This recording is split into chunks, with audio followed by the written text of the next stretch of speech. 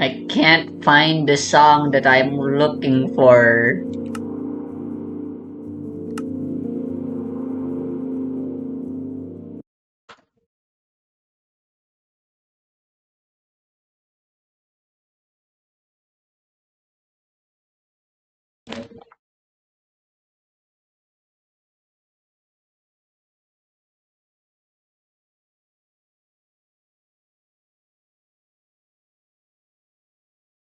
Uh,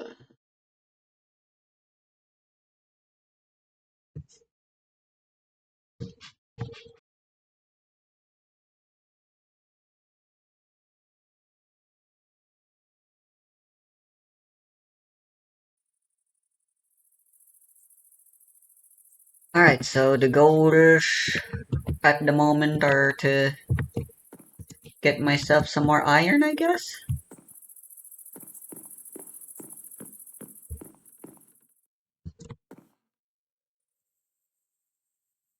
Is the sun setting or rising?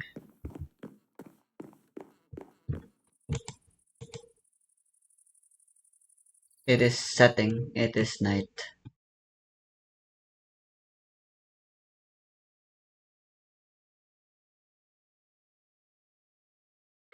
May as well do other stuff, you know?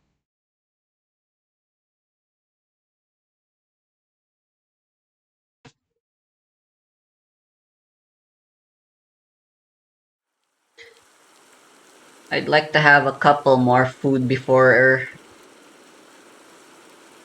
we decide to try going for the nether. The nether's important because night vision is important. Because caves are literally unexplorable with this mod pack that I made. That I set up. That I combined. I don't know. How do you describe a mod pack?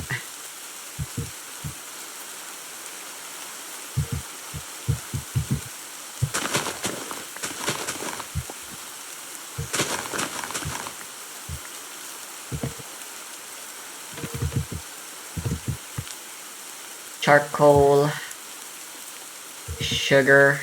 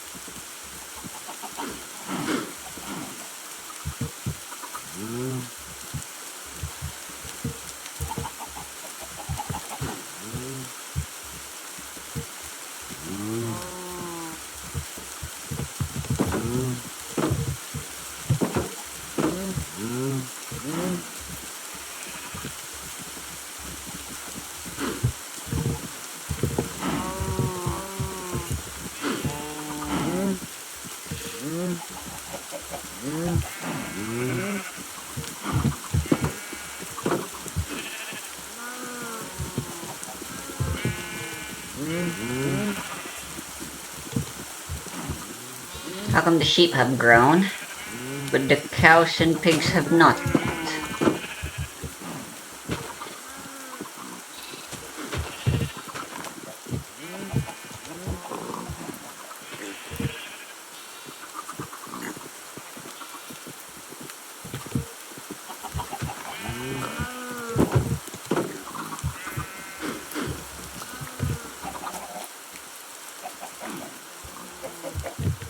Actually, I can jump over fences, can't I?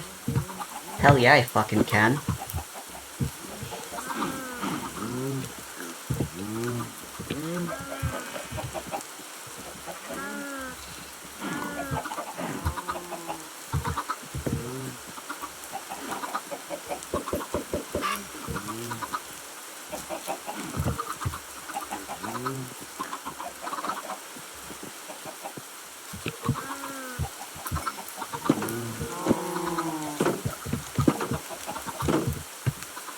Carrots are our best source of food at the moment. Oh.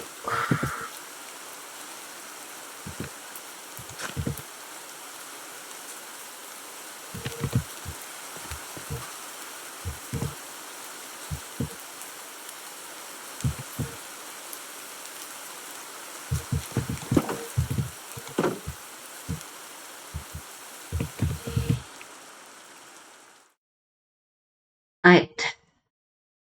Let's start with the crag near where we spawned.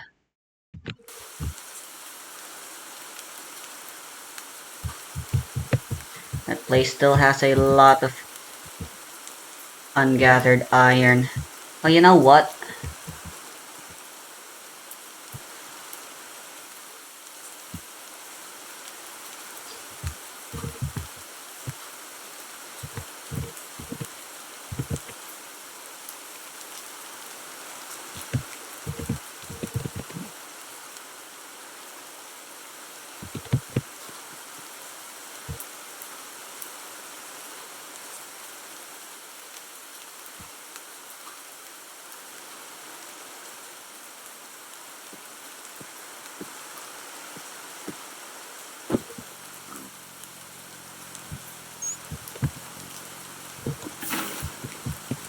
Whoops.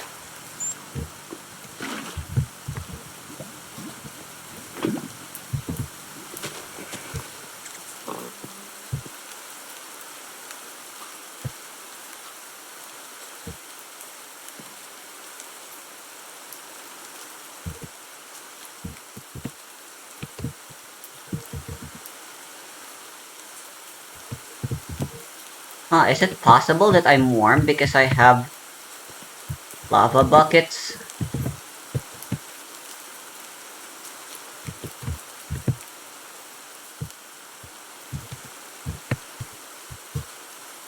No, I guess the weather's just that hot even though it's raining.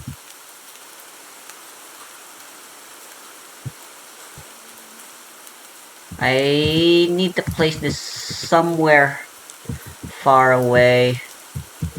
Because if it's near my house, it's just gonna result in me always being uncomfortably hot.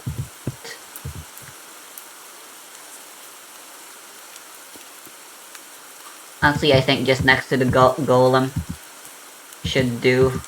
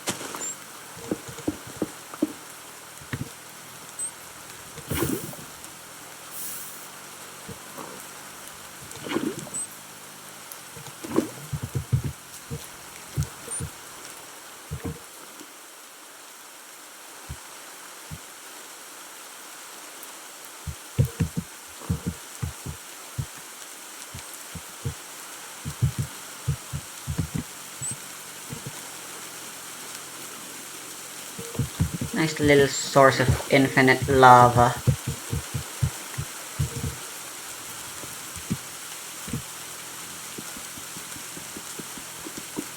No need to do anything fancy.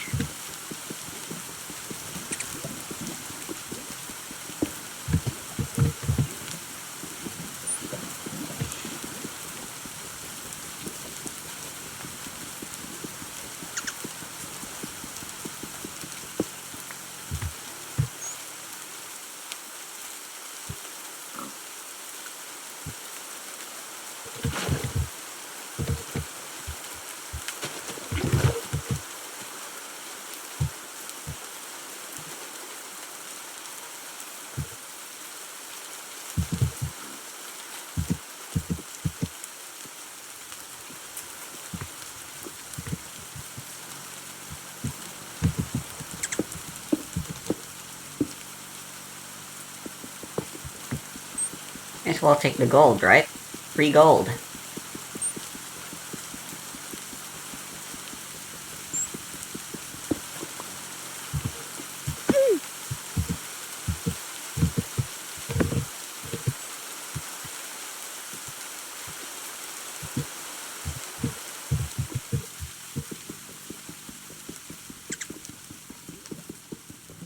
The rain has subsided.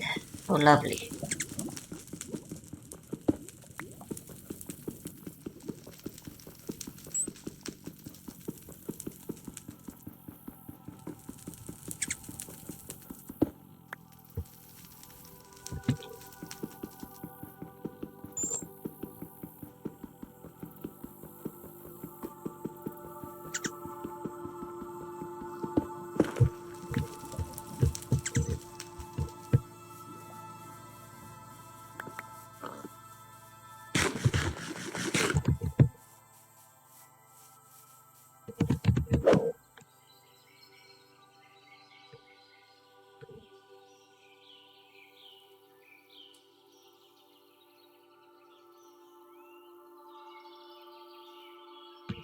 Honestly, I should make one more bucket from milk.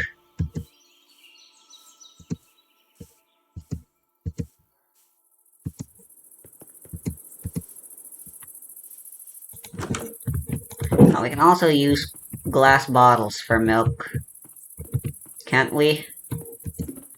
Not in the base game, of course.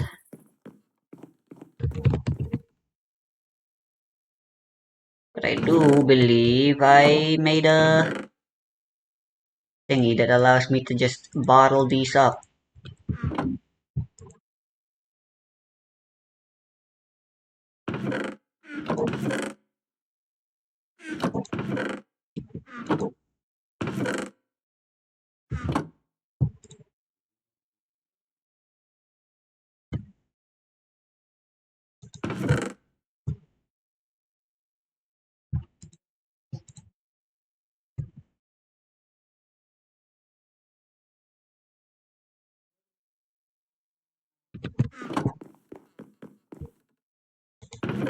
Jeez, why is it so fucking hot?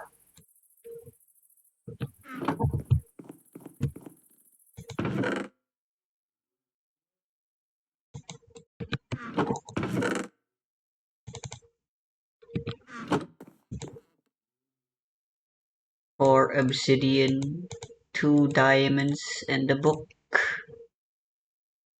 gives us an enchanting table. I'll set up the enchanting table in the roof. That's what I did last time as well.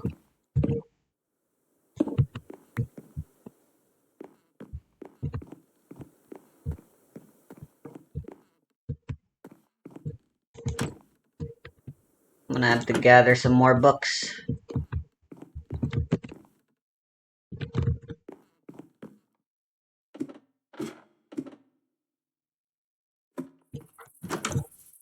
Why did I turn all the glass I made into glass pane? I wanted a few more glass balls.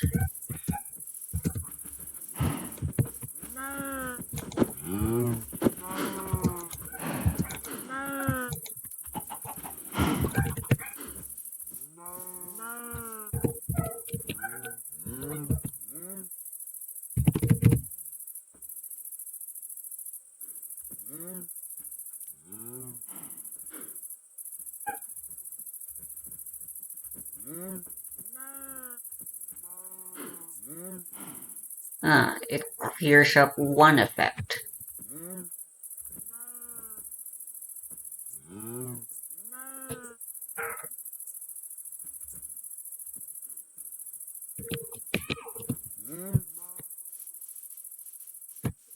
Let's go get some more sand.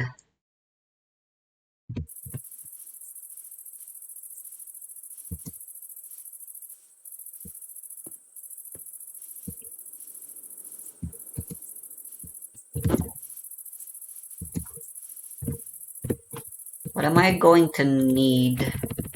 First order of business when you get there, you need some kind of lamp. And this thing, oh god, it needs a heart of the sea. Alright then, looks like we're not going to the nether quite yet.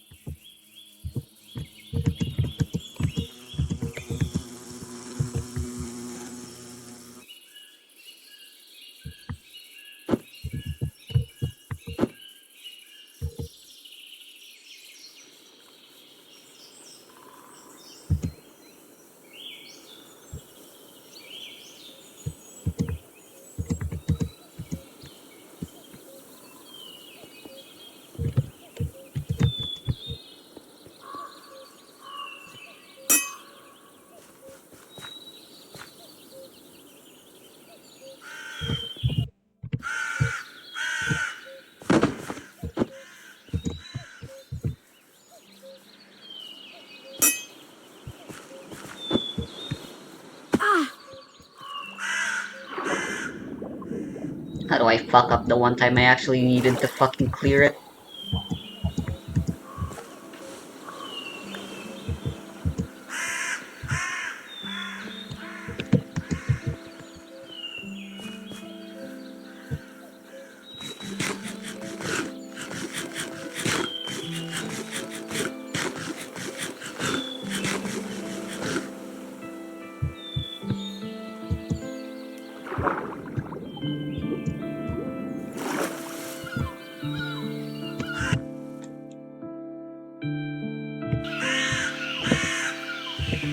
Probably faster if I go by boat.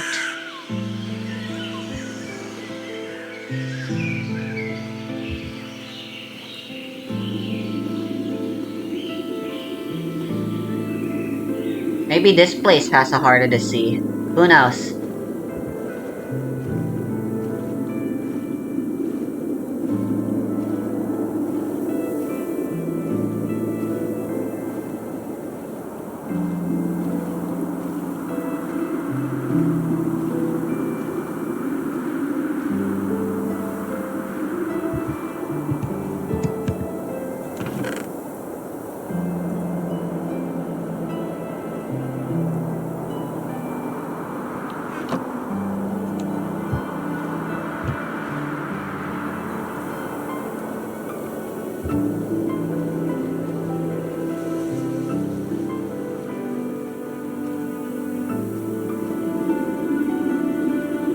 Whoa, the Vabit. Yeek!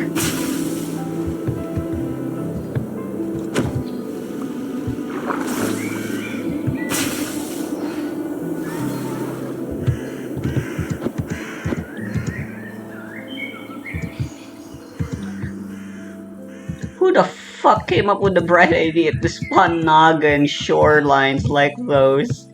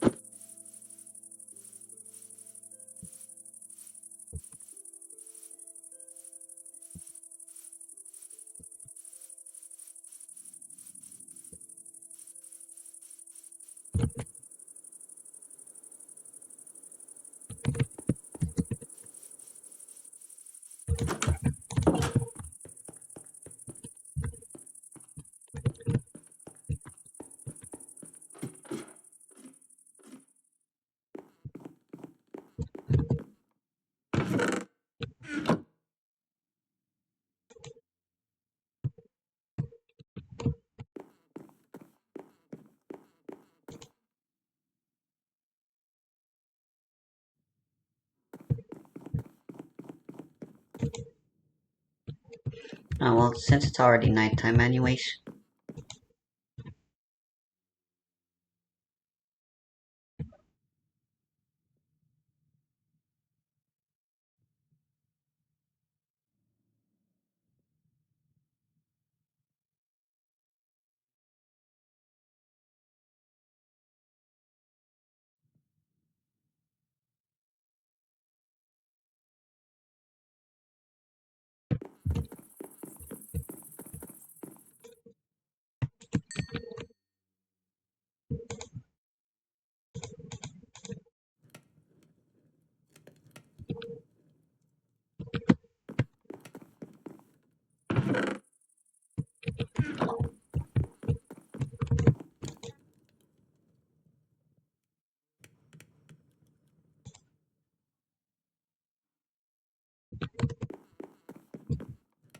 I'll keep the rest to being just sand.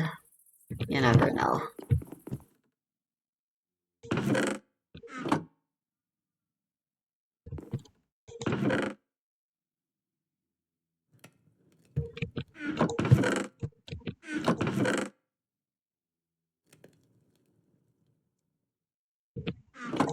I think this would classify as food.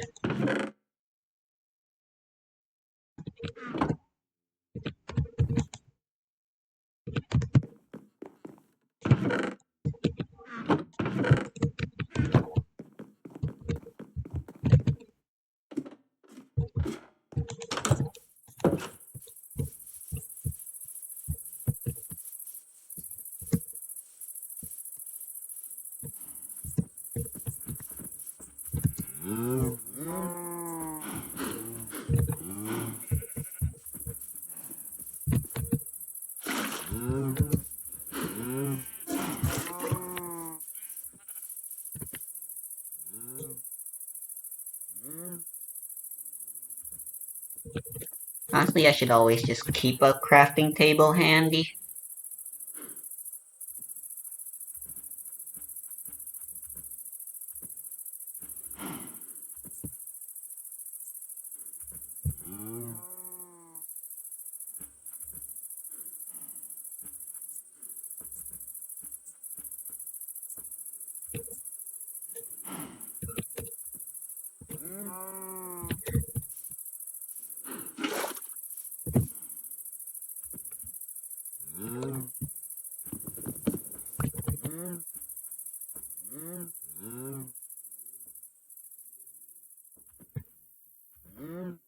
You never know.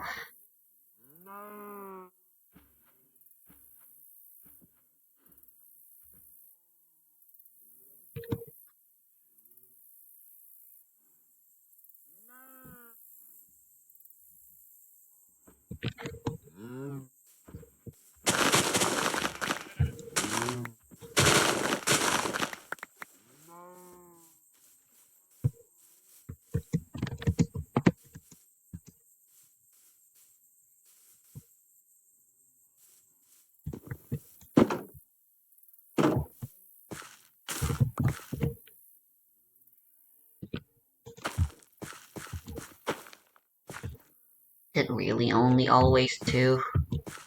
How annoying.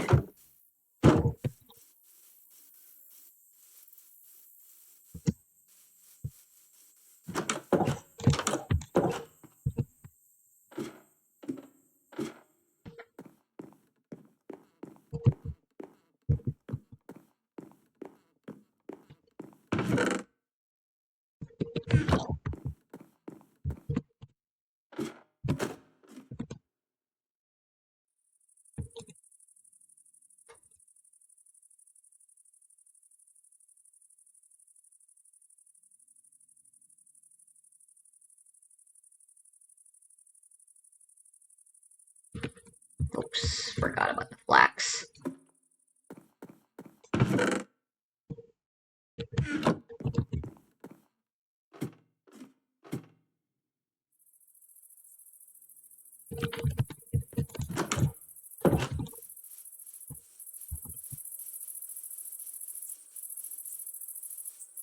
Alright, let's see what's all the big... Let's see what the big deal with this place is. This plains has far too many chasms.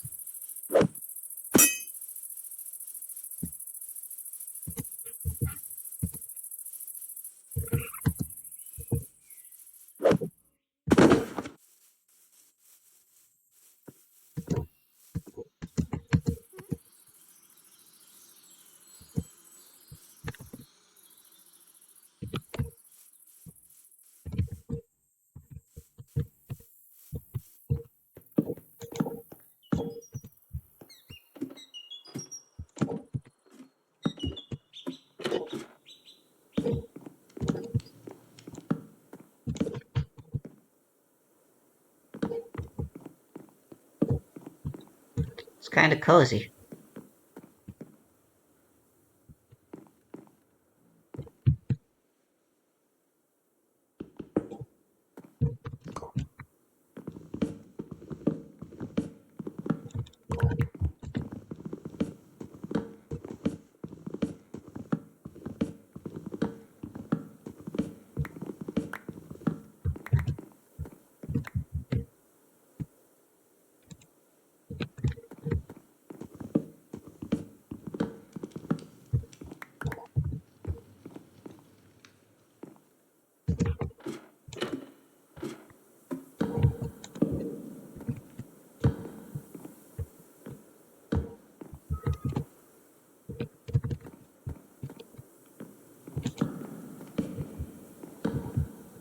For a lighthouse, this place sure isn't very bright. Am I right?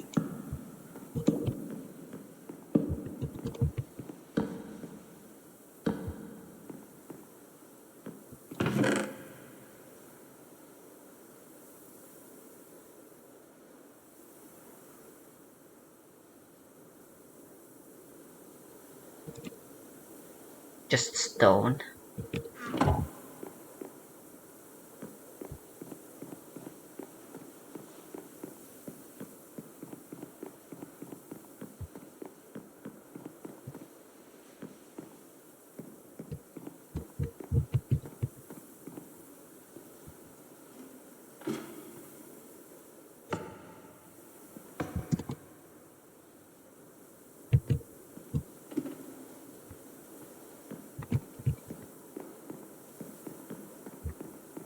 Well, this was disappointing. Whew.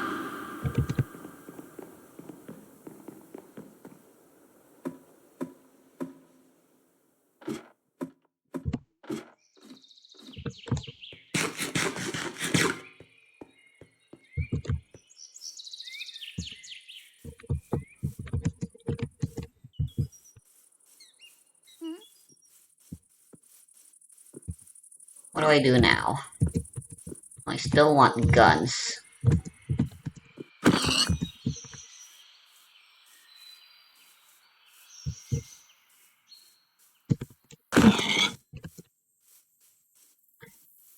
But the nether is still mucho importante.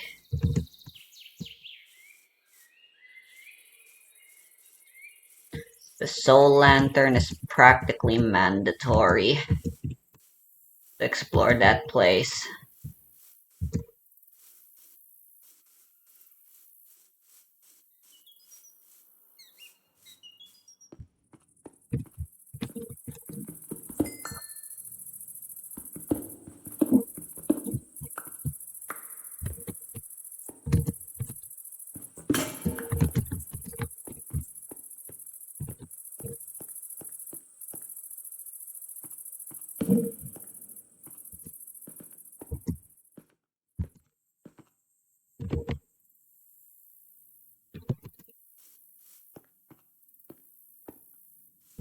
Could have sworn I saw some iron ingots.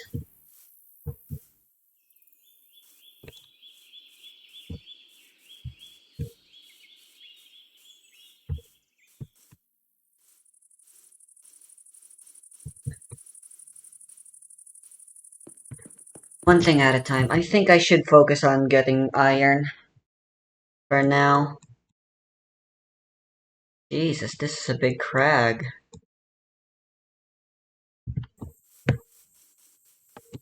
You know what else would be really nice?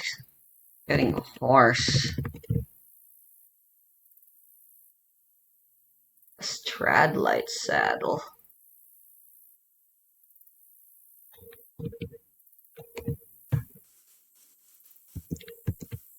But displayed, sadly, there's not any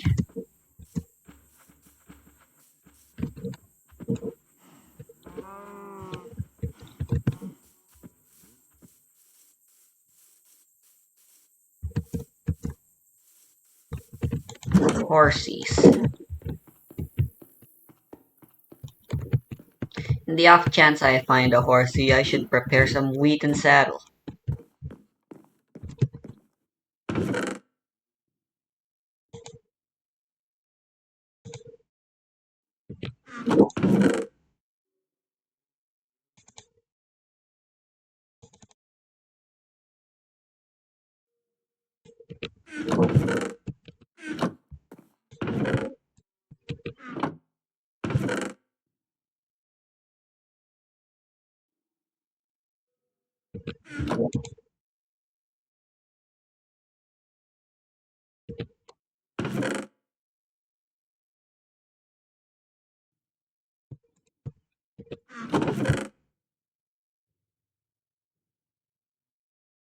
Where'd I get the potatoes?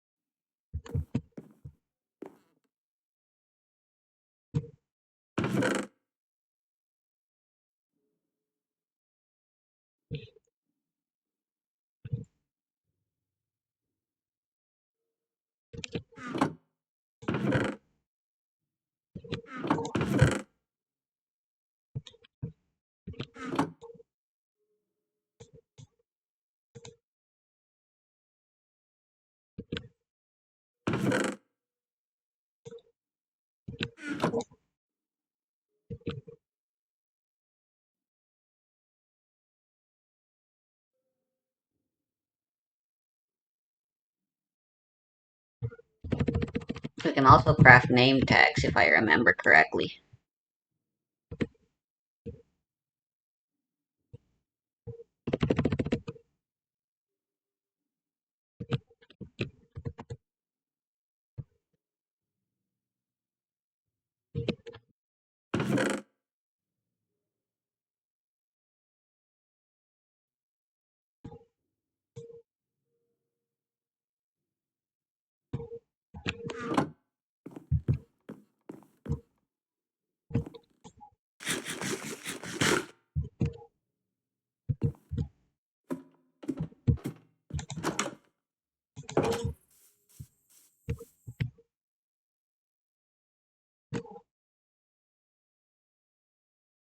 What was I gonna do? I think there was something else I wanted to do before going mining.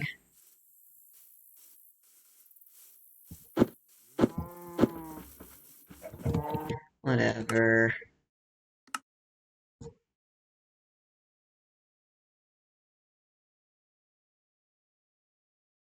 I want to play in 60 FPS. Holy smoothness.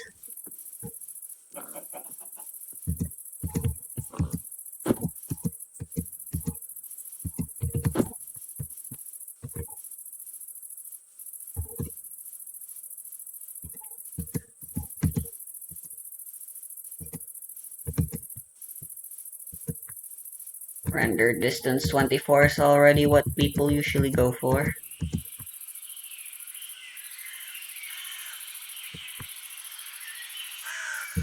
Well, I'm still recording in 30, so not much will change for you guys.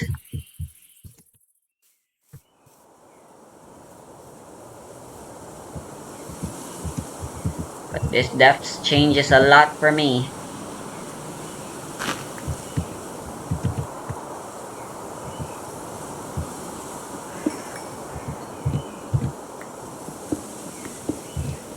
Don't mine everything. Oh, I think it was enchantments. You know, getting fortune would be really nice.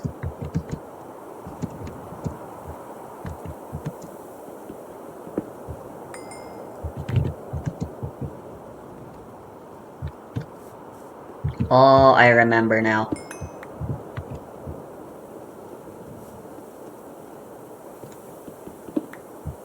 I should go make leather boots.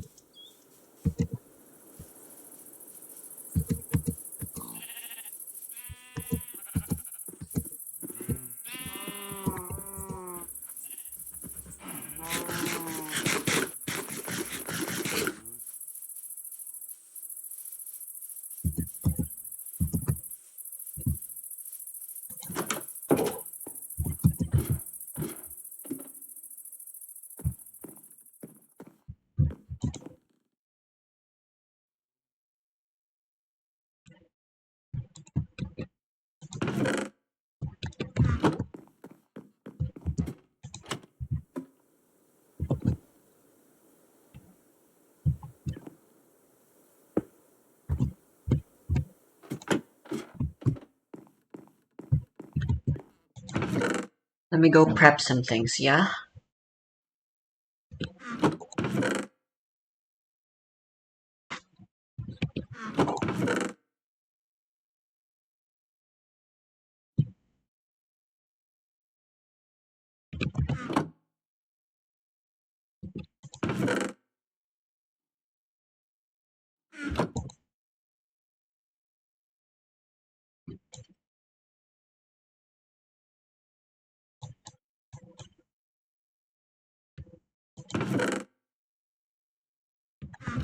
These are two important pieces of protection we'll be needing one day.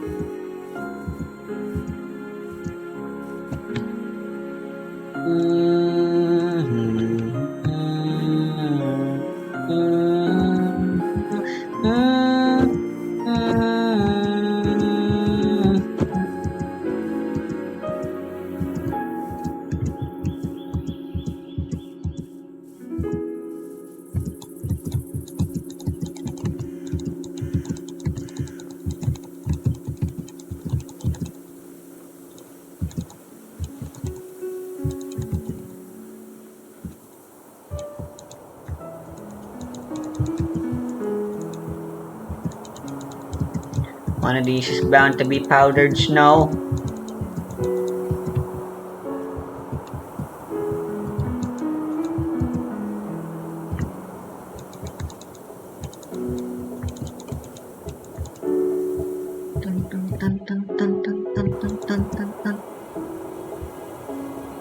Whoa, what the hell?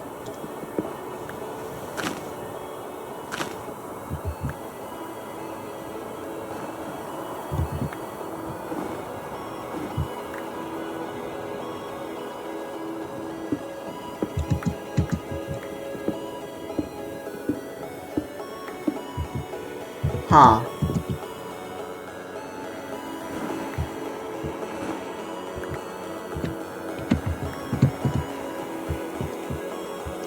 What's with this stone?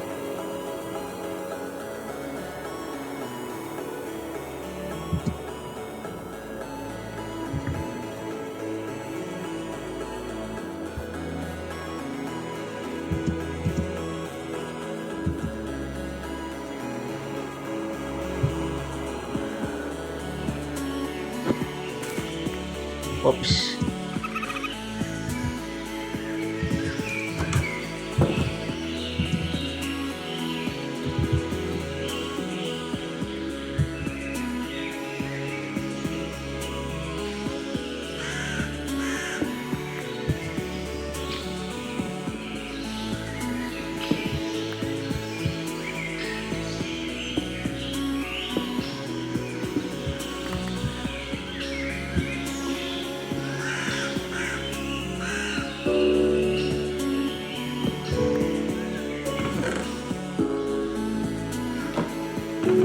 Oh, bamboo. This is actually really useful.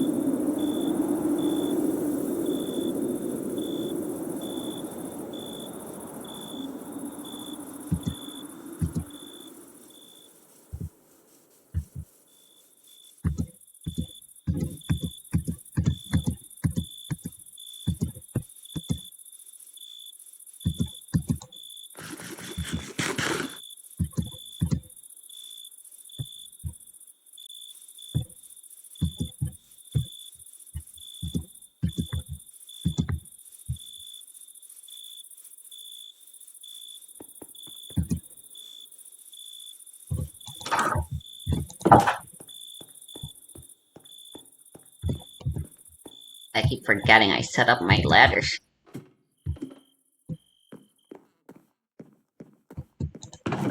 Just be right next to...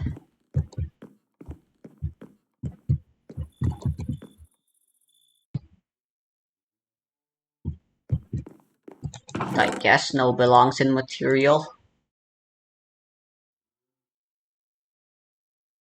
Not that it makes any sense.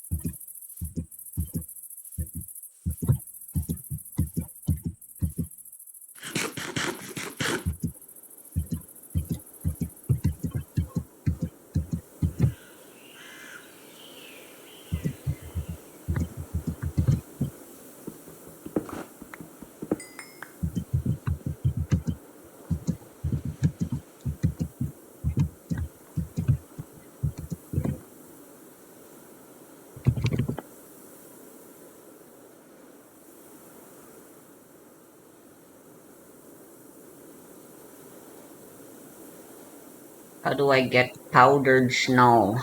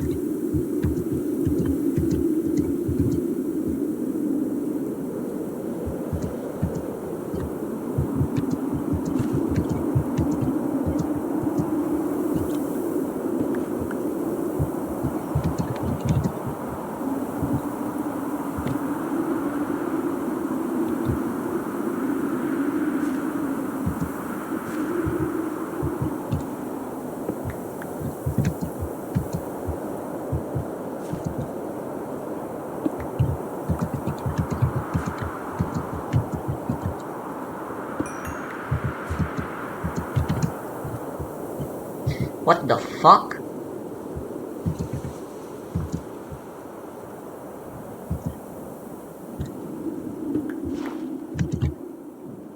It's deadass just a zombified piglin. What's it?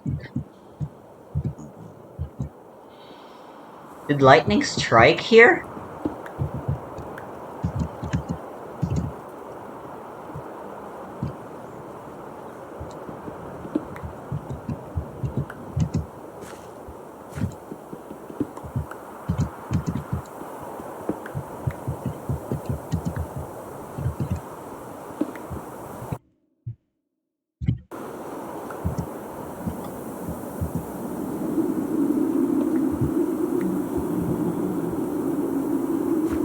What is that gigantic bird? I don't like how big it is.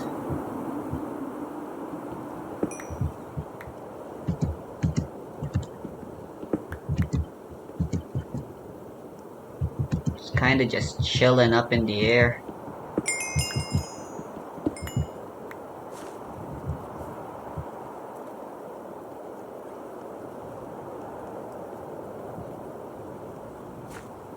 It's a phoenix?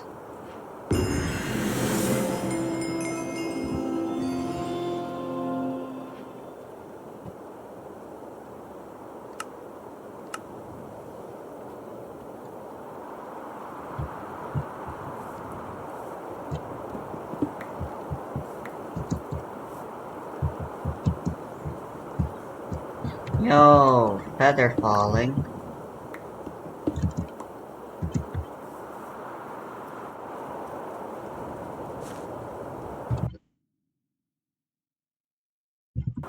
Here, I see one of those magic thingies. May as well take this opportunity to learn magic. I'll try actually bothering with it this time.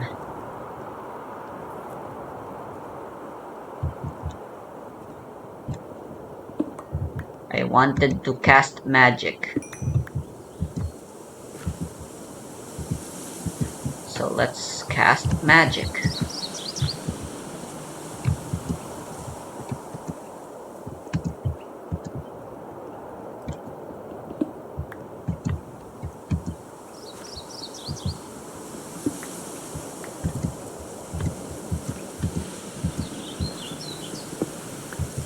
I'm getting so much iron just as is.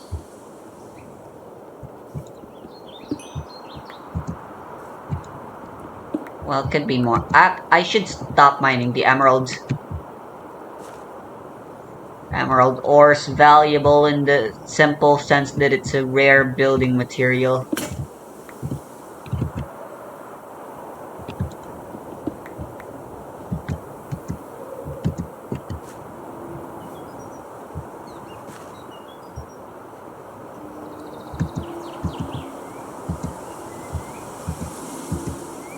Perhaps not here. This is a little dangerous.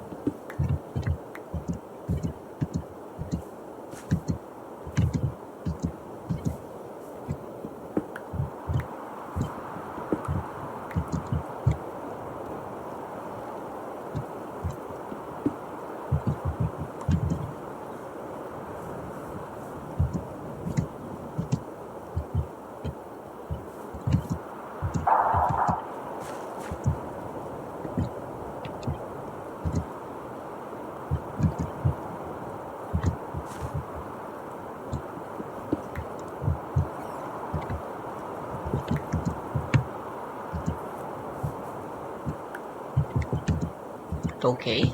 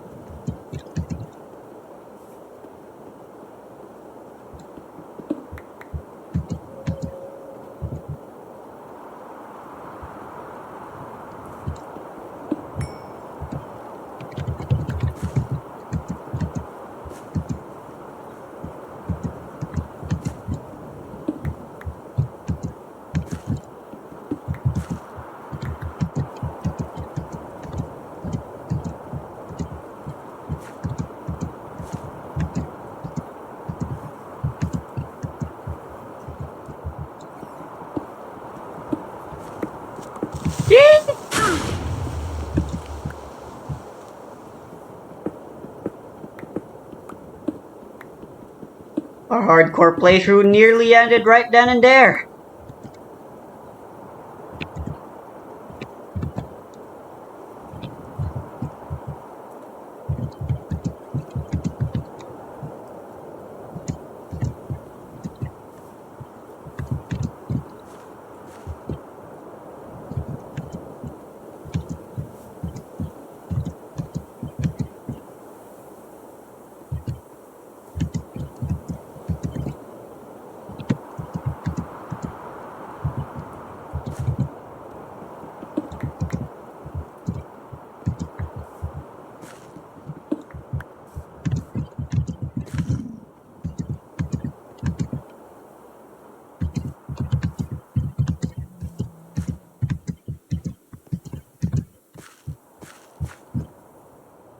We're past the nimbosphere. Isn't that lovely?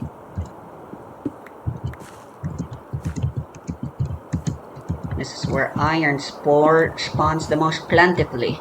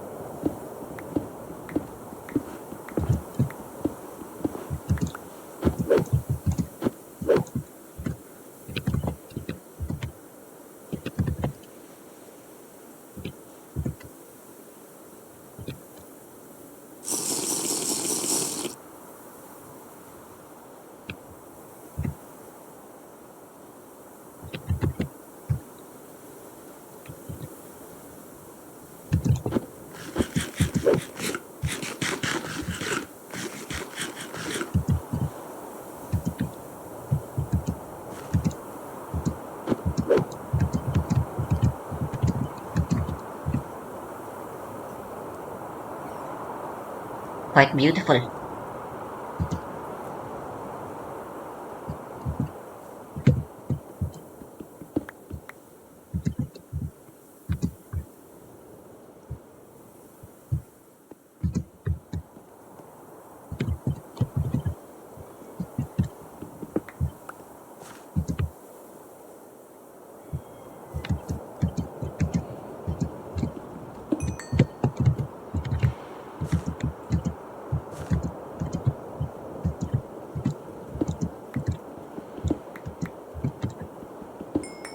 I'd love to build something in the nimbosphere.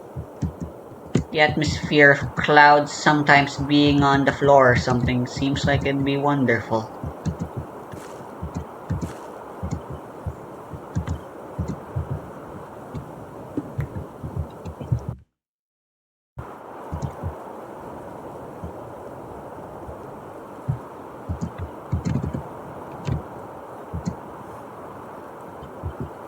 $200 isn't a lot, but I think I should stop.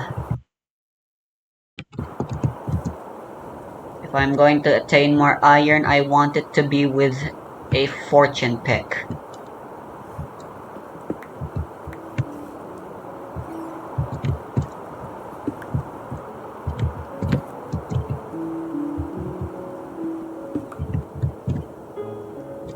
Now we can increase our descent still if we crouch.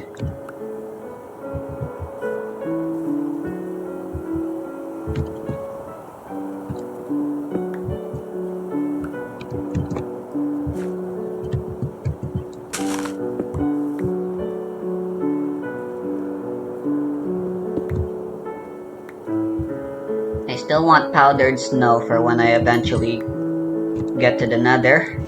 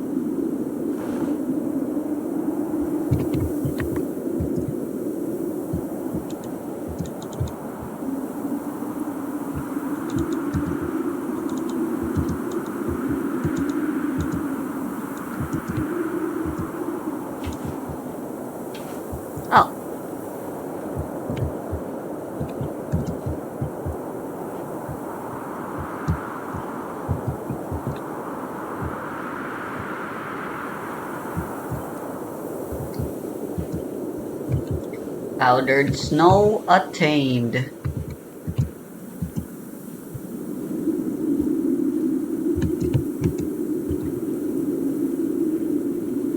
I was just about to ask the wiki guide,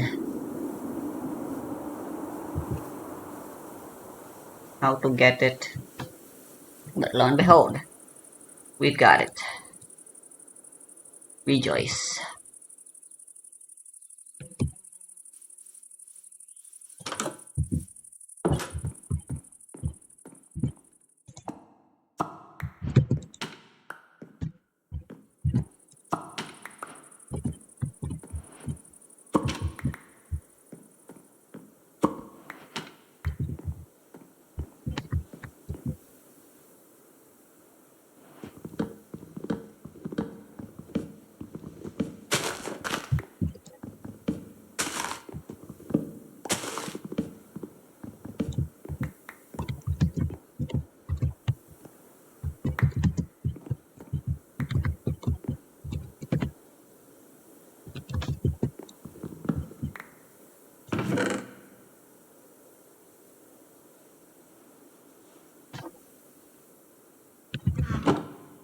Goody. I wanted a new iron pick.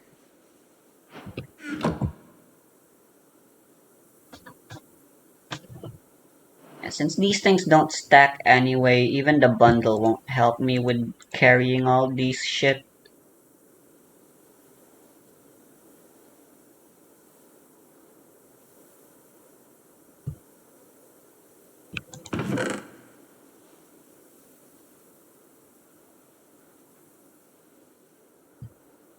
Minus 10% gravity?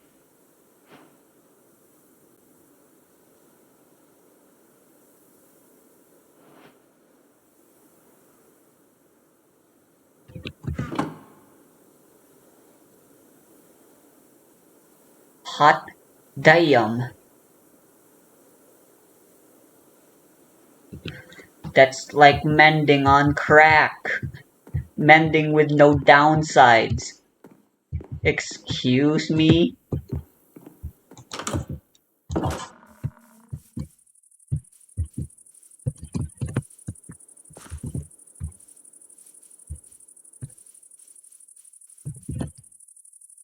I guess our goal right now.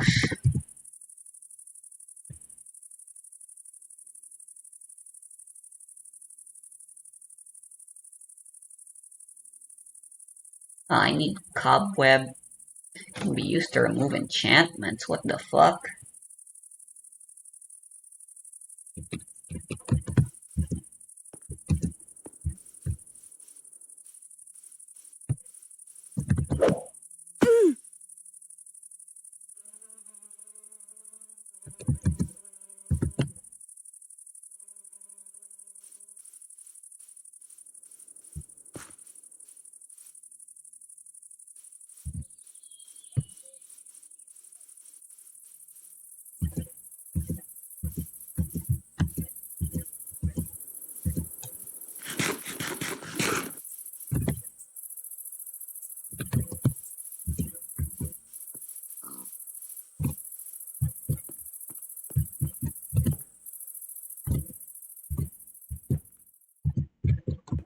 Literally just a spawner. I can make use of this. Especially considering how close it is to my base.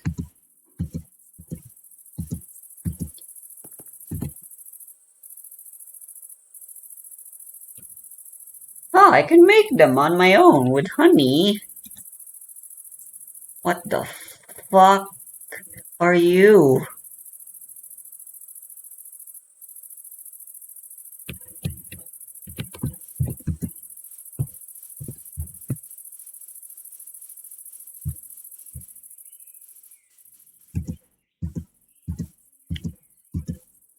Well, whatever. No Explorer's Compass, so I think we're just gonna have to do this the old-fashioned way. Of just walking around.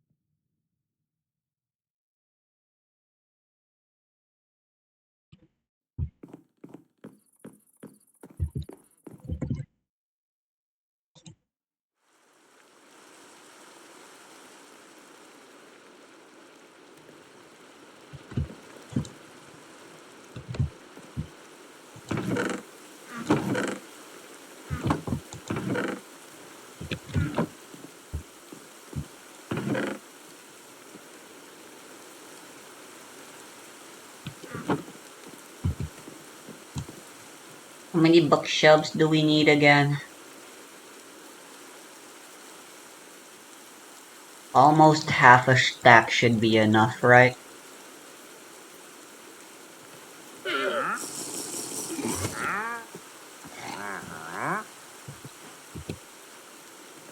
What the fuck? How long have you been here?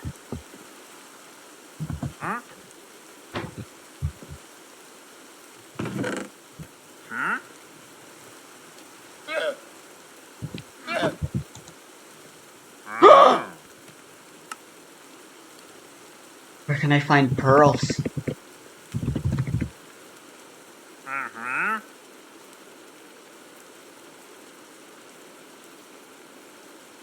From a pearl block.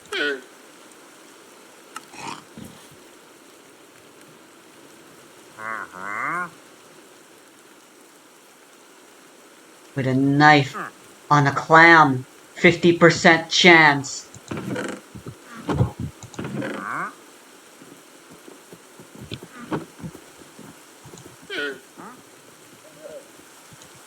How do I make a knife?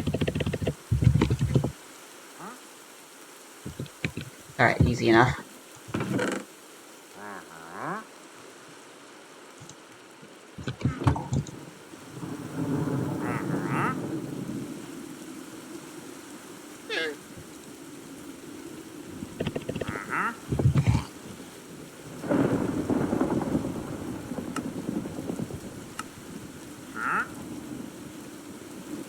Cutting board.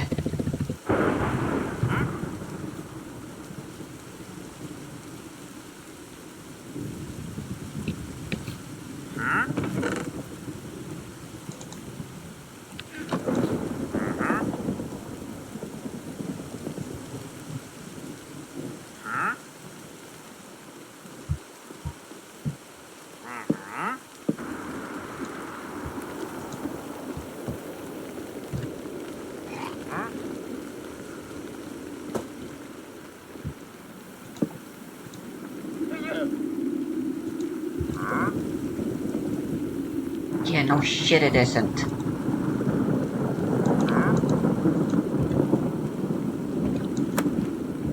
Yes!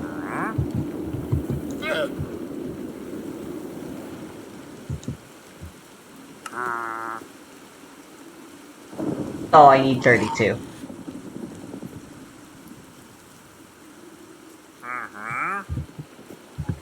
Well, that's not gonna happen.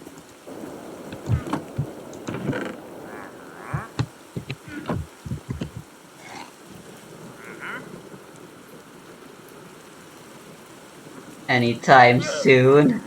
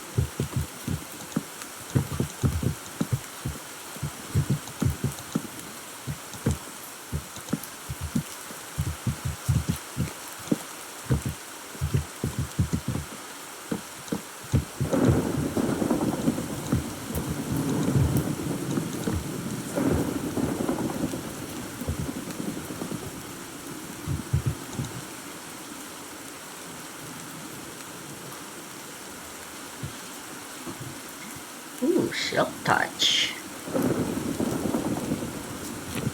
Alright, this is definitely more than enough.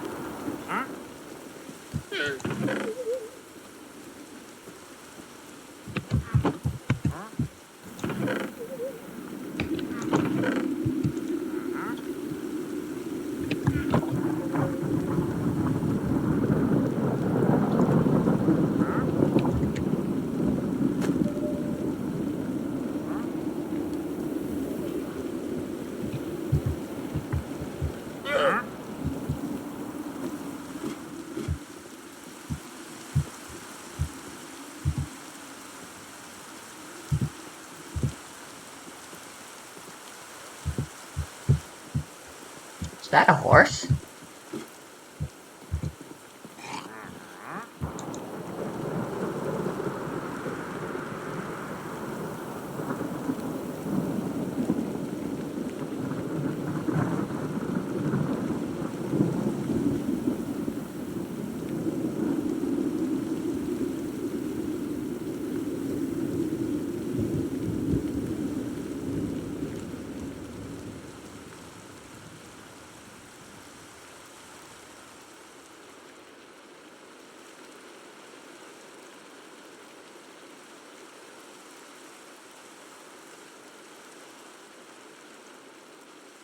Ubers is home to the Pokemon that are too powerful for standard play. They are banished so as to allow a balanced metagame not plagued by the imbalance of Mewtwo and its ilk. Of course, since many players want to play with Mewtwo, Ubers becomes more than a ban list. It becomes a metagame of its own. Turns out there's a balance to be found in the chaos of clashing broken monsters. This balance has become so valued that several Pokemon even found themselves banned from Ubers for the sake of the tier's competitiveness, which was previously unthinkable. However, not every Pokemon too strong for OU is worthwhile in Ubers, and they simply languish there without usage. We're not just talking about things like Jet 8 Cinderace, which are too strong and fast for OU, yet definitely can match the standard of Kyogre and friends. We're talking the more obvious the big legendaries with enormous stats. In many cases, the things from the game's box art. Some of these can be downright useless in Ubers, even if they seem impressive, and are still too much for OU. So today we're examining the Let me go Pokemon make that a are diamond Uber in spear. name only, and not at all in the actual metagame effect. Join us in exploring some of the worst Uber Pokemon.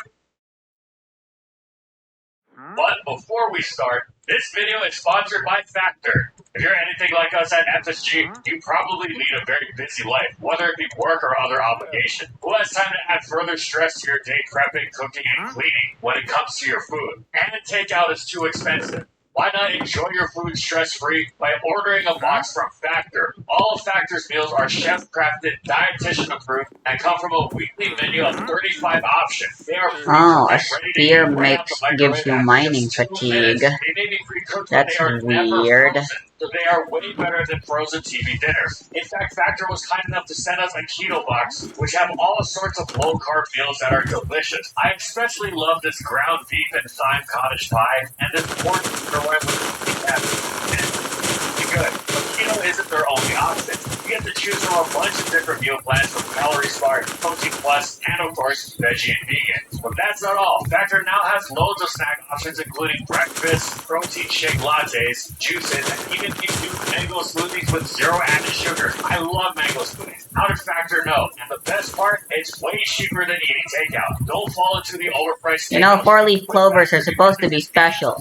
Why do I just get them all the time? But at a much more affordable price. So what are you waiting for? Eat stress-free. Head to factor75.com or click the link in the description below and use code 50FALLSWIPE to get 50% off plus free shipping on your first Factor box. That's code 50FALLSWIPE at factor75.com to get 50% off plus free shipping on your first box.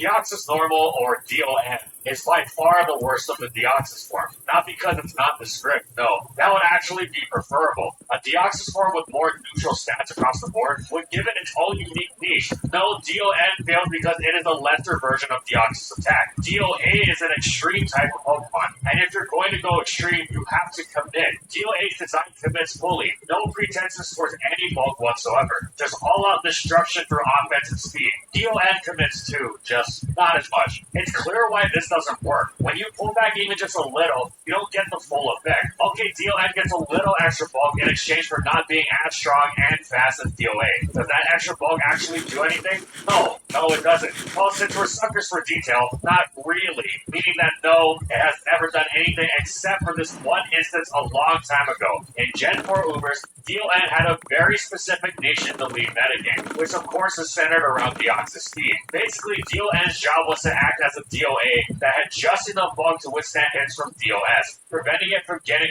anti-lead, and being able to carry out its own anti-leading as DOA would like to do itself, were it not so tremendously vulnerable to DOS's extreme speed. However, over time, DOS moved away from extreme speed in favor of more useful moves, and even beyond that, players just wanted to use DOA, which was so much better in literally every other situation, including against bulkier DOS, which were more capable of taking DON's hits. It's not like DON was weak by any stretch of the imagination. Base 150 offenses is the same as Rayquaza after all, and the is of course excellent, but there is a massive gulf between those offenses, impressive as they are, and the over-the-top twin base 180s of DOA.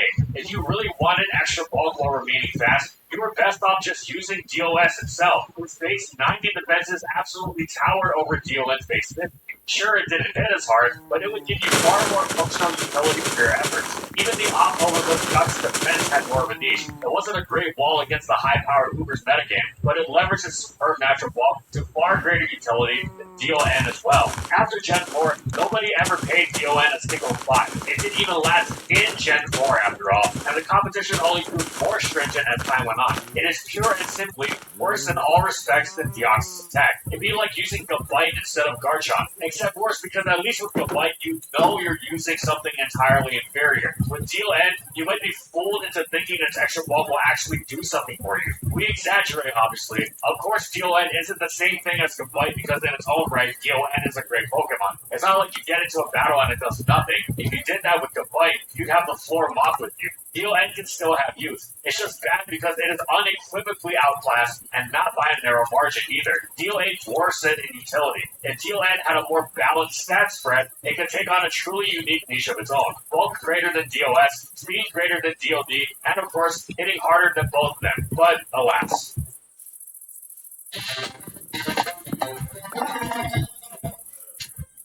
Solgaleo's greatest contribution to Ubers is its fusion with Necrozma, giving us Dustmane, which is basically a Mega Solgaleo, which ensures that Solgaleo itself has no reason to be used. Even if you take away the fact that in Gen 7, this Mega Solgaleo can also turn into another Mega Pokemon entirely. However, even before Ultra Sun and Moon came around, Solgaleo had almost no presence in Gen 7 Ubers. After a small handful of uses early in the gen, where new Toy Syndrome was in full effect, and even that wore off quite quickly, especially considering its Box Legend status. Eventually, opinions of its capability dropped to the point where it was suggested to be tested in OUs. That didn't come close to actually happening, but even those who disagreed with it found it difficult to fully dispute the fact that the idea had some legitimacy, if not altogether that much. Put it this way, someone suggests Mewtwo for OU. You look at them like a maniac. Someone suggests Solgaleo for OU, and, well, you might not agree, but you can see it. What is Solgaleo's issue then? Well, it's quite comparable to Metagross, which it shares not only its typing and therefore stat combination with, but also a near identical attack stat. Its base 137 clocking in at slightly higher than Meta's base 135.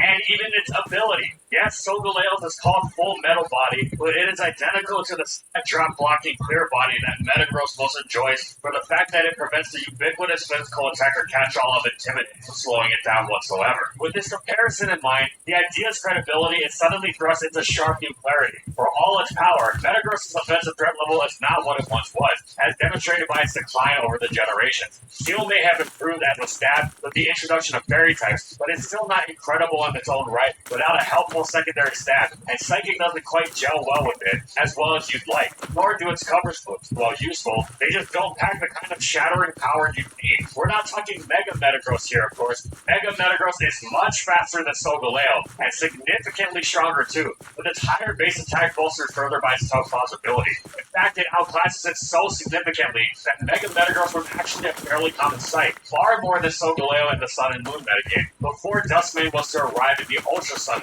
Of course, the reason Solgaleo isn't dropped into OU is that it's not just a better Metagross, it is a much better Metagross. It's far faster, more bulkier on both sides of the spectrum, and it has an amazing coverage move in Flare Blade. It can even heal itself reliably with Morning Sun. Still, it demonstrates why Solgaleo wasn't used in Ubers even pre-Dustmane. Concepts holding Metagross back through multiple generations of OU held true in Ubers as well, and Solgaleo just could not make much of an impact in a metagame dominated by fast, bulky Arceus forms, as well as Primal Groudon. Its staff Sunsteel Strike wasn't going to get it very far. Doesn't Dustmane have the same issues? Theoretically, yes, but it's not held back by them, because it is much stronger, and can boost further with Swords Dance, and it's more difficult to take down with super effective hits thanks to Phantom Armor. It's better on the support side too, thanks to its access to Stealth Rock. But again, even pre-Dustmane, Solgaleo offered nothing even defensively that wasn't done much better by Magearna, which made up for its lack of reliable recovery with its far better defensive typing and access to Heal Bell. Even though the unique concept of Star Solgaleo didn't really generate much enthusiasm in those early Gen 7 days, when it was ruined by the addition of Dustmane, that'd be one thing, but Solgaleo just couldn't hack it from the very beginning.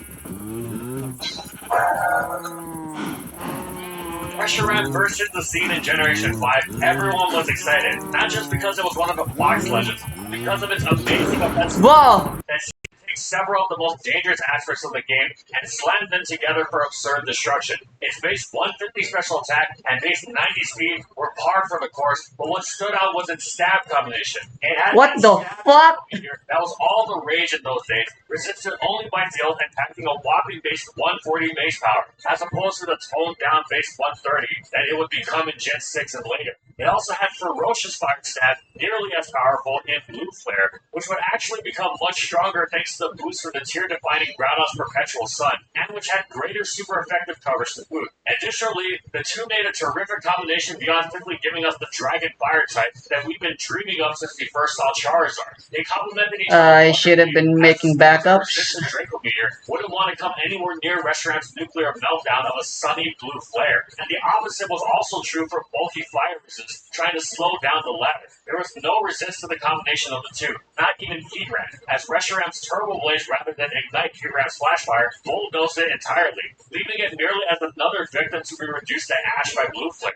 Even the pink blobs Chansey and Blissey couldn't stand up to Blue Flare's unholy screaming power. You couldn't even try to replace the Sun against Reshiram safely, given how Draco Meteor flushing Kyogre and Tyranitar. Everyone was thrilled at the prospect of what promised to be Uber's new foremost architect of annihilation, but that didn't last long at all. You might think, oh, Reshiram was eclipsed by Pure and White when Black and White 2 came around. And yes, that was more or less true, but before that, Reshiram had already been tossed aside, not a part of serious play after the initial appeal had worn off. It lasted longer than Solgaleo, it hit much harder after all, but it was simply such an unbelievable pain to safely get it on the field that the player base quickly lost patience and stopped bothering. It was legitimately easier to get Ho-Oh on the field, Stealth Rock weakness and all, because Ho-Oh had much better bulk and the typing to actually switch into common threats safely, such as several dangerous Arceus forms like Fighting. And remember, this is before Black and White 2, meaning before Ho-Oh got regenerated. Once it was on the field, Ho-Oh was functionally just as adept at blazing its way through neutral targets with Sunny Sacred Fires, crippling even resist with the burns, so Tyranitar wouldn't exactly jump at the prospect of replacing Sun with Sand, while also delighting in brave birding the lights out of Kyogre attempting to replace Sun with Rain. What the fuck?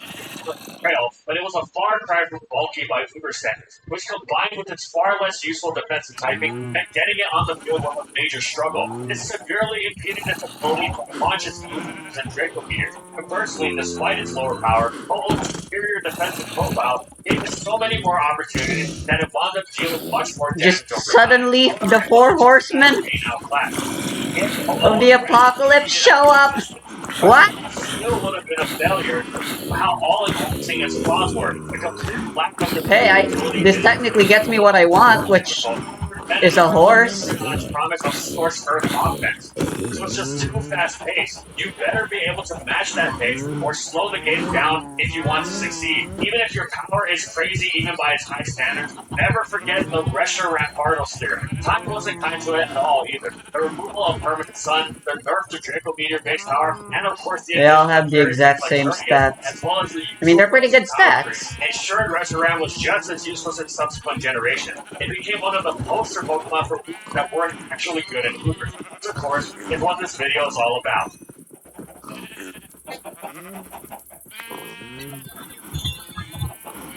Not all Arceus forms are created equal, of course, but we're singling out Bug for a reason. It has received clamoring on more than one occasion, in more than one generation, to be tested in OU.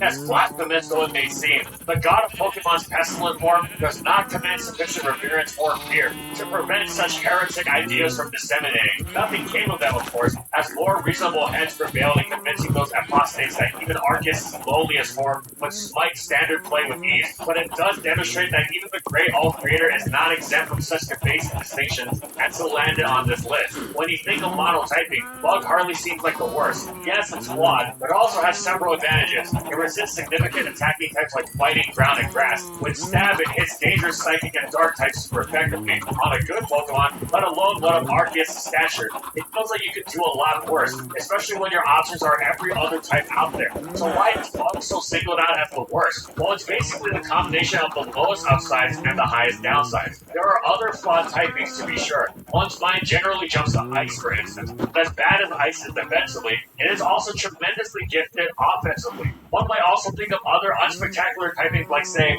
Mono Poison, but that one has the nice resist, without much in the way of truly crippling weaknesses, as well as some nice bonuses like a Toxic immunity and even the ability to absorb Toxic Spikes. Bug has the worst of both worlds. There are other Stealth Rock weak Arceus forms, of course, but in addition to the aforementioned Ice, there's also the offensively dangerous Fire and Flying, which is well-rounded once you get past the Rocks issues, including the nice bonus of being Spike Skin. When you look at successful Bug types, they generally have useful rock-resistant secondary typings to help them get the most of the Bug's resist without being as dragged down by Stealth Rock, as well as bolstering it with I need to check how to tame. Muscle, which packs those fighting, ground, and grass resist, and is renowned for its defensive utility, but that's also because of its half-fighting typing, which offsets Stealth Rock and gives it a wonderful dark resist to boot. Or Scizor, who loses the ground and fighting resist, but makes up for it with not just Stealth Rock neutrality, but the many defensive benefits of Steel, including resist to Dragon, Ice, and Fairy. Their secondary stats make them far more threatening in return too, as is also the case for more out-and-out offensively minded bugs like Heracross, Pheromosa, and Genesect too. Arceus is never going to be outright bad because it's Arceus, but it's not getting the most of its potential as a bug type. Just the opposite. Offensively, defensively, it's as mediocre as Arceus is going to get, which has earned it the position as one of the worst Ubers.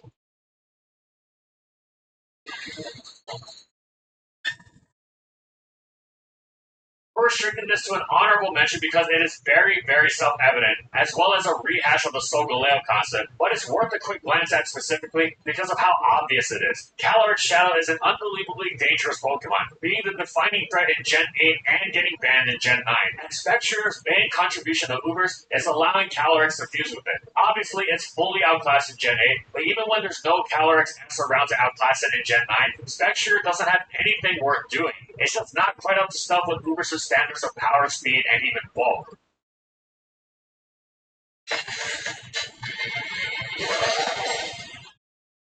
Zamazenta Crown rounds out this list because it's not just a box legend. It is a powered-up form of a box legend. It's a little slower than its base counterpart, which, of course, fell to OU in Gen 9, thereby disqualifying it from this video that it absolutely would have been part of had we made it in Gen 8. But Zamazenta Crown is all about the bulk, and it is much, much tankier, jumping from base 115 defensive to base 145 in Gen 8 and 140 after being nerfed in Gen 9.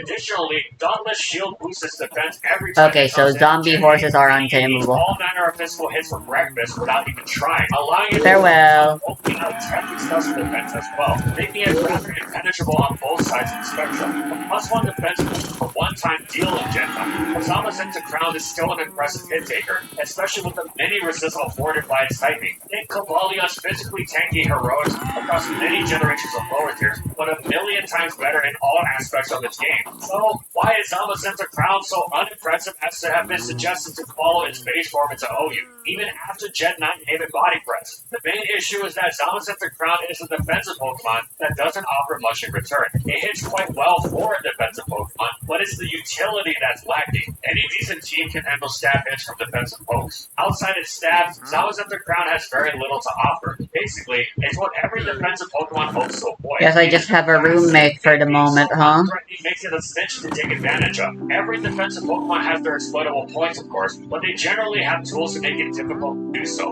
like phasing, knockoff, entry hazards, leech seed, but all Zamazenta has are its stats. As if this wasn't bad enough, it has to rely on rest for recovery, an unpleasant necessity whose negatives are amplified by Zamazenta's lack of leftovers, meaning it's provoked into forced use of the move far more quickly than it'd like. The overall effect is a rather bland wall that doesn't leave much impact on the game, and it's generally not worth the team slot. It also sure doesn't help that, cool as its typing is, it's generally not that helpful against Uber's biggest and strongest. It's a great answer to cure Where are my bones? So is the amazing Necross Phase. It had these issues even if it I guess I don't have any. That certainly didn't help. It's a shame, but Zamazenta Crown got the seriously raw end of the deal as far as Gen 8's box legends were concerned. And that's it. Of course, these are far from the only Pokemon of their kind, so we're sure to revisit the subject in the future. Let us know which you'd like to explore. Sometimes this kind of thing is generational. For instance, Cinderace was only Uber in one generation, and it was utterly terrible. It also isn't a legendary, unlike all those others. We could also consider Ubers that fell off, like Darkrai and Genesect. Either way, we look forward to what you have to say, and to explore the lower end of the wonderful Ubers metagame once again. Thanks for watching, everyone, and as always, if you liked the video and you want to see more, be sure to subscribe to False Swipe Gaming for more weekly Pokemon content, and thank you so much to our patrons for continued support of our videos, and thank you to everyone else watching as well.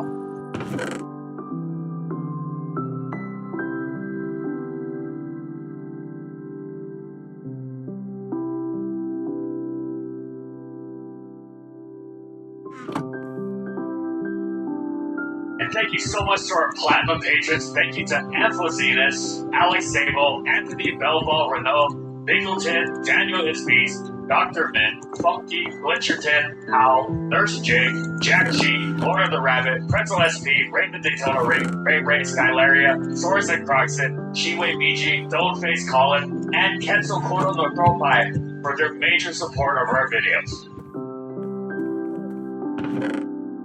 And follow my crew on these social media platforms. And that's all I got. See you next time, everyone.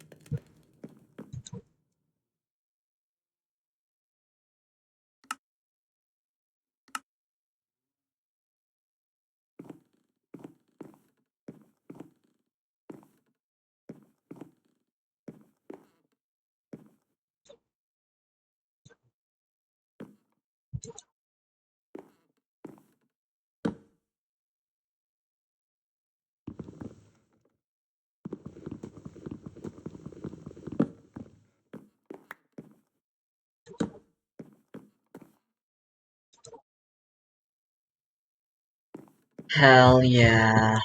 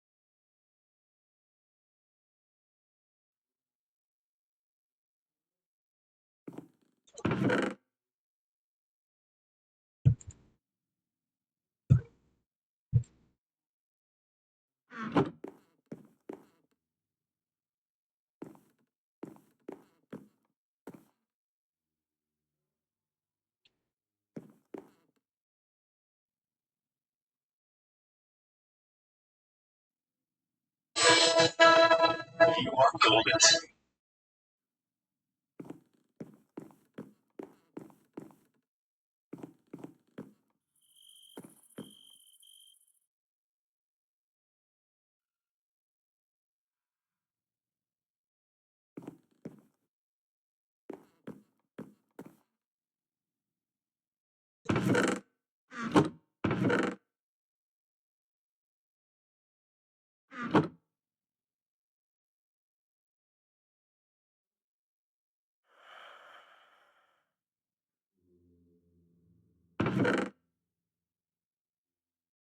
I wanted to be able to write a to-do list, but I guess I can't do that.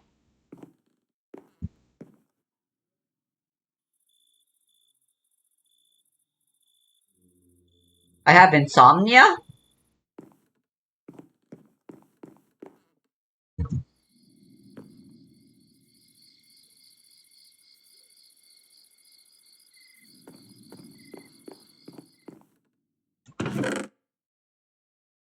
Alright.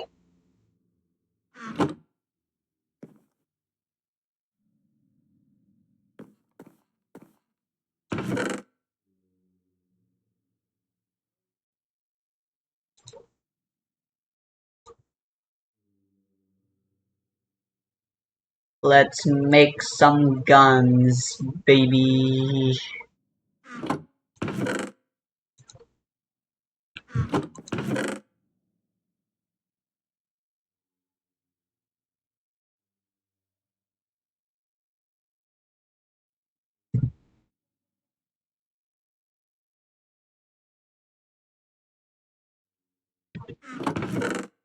I still need flint for gunpowder.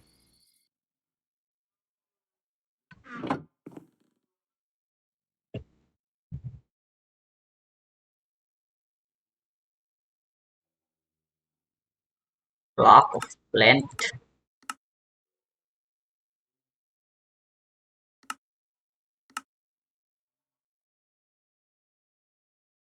Yo, never mind, it's still shit.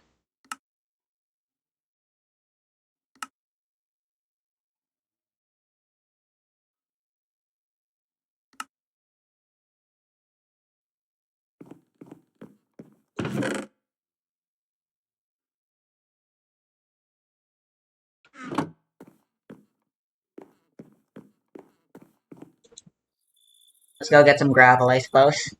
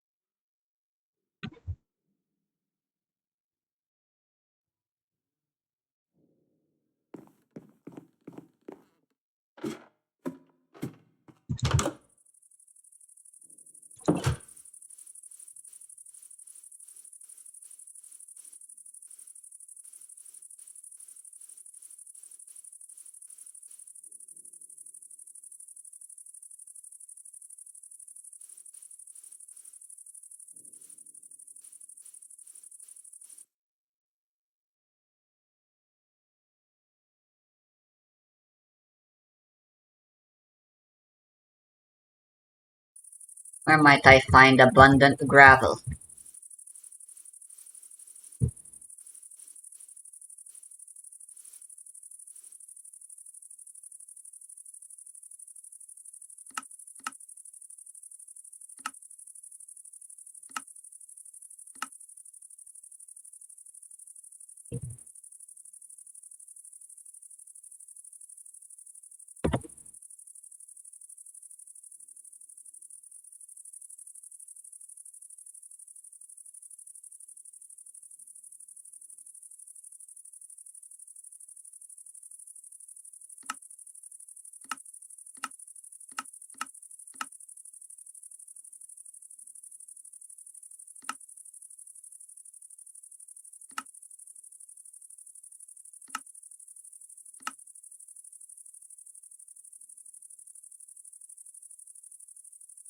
Okay.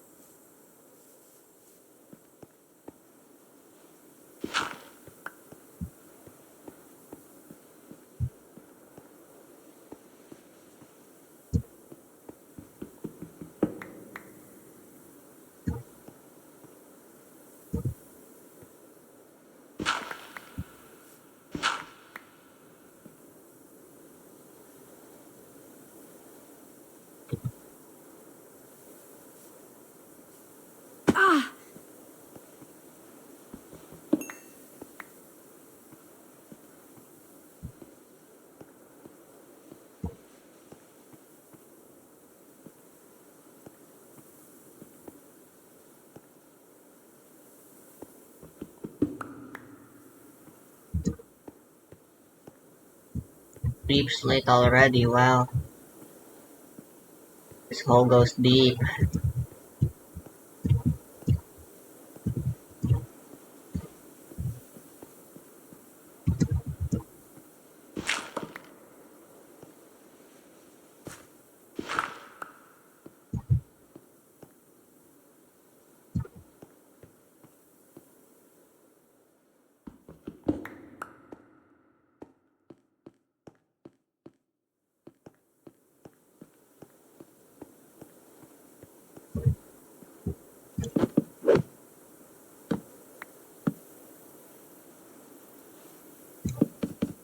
What the fuck?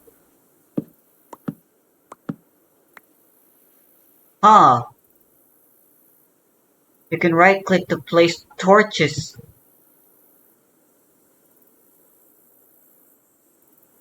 Wait, what?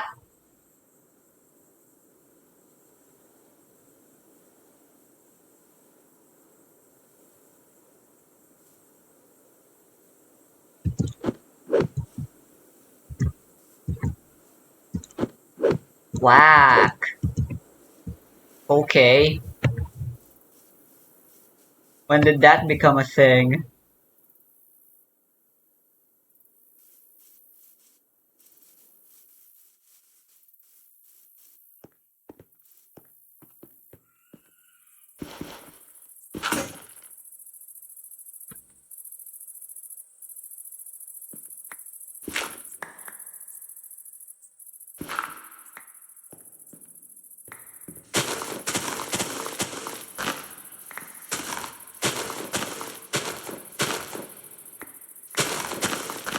I shoveled all the dirt except for the ones I actually wanted to shovel out. And now this shovel's fucking broken too.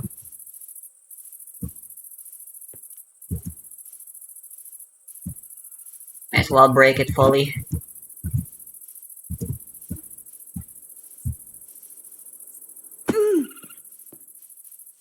We're hardly struggling for iron at this point.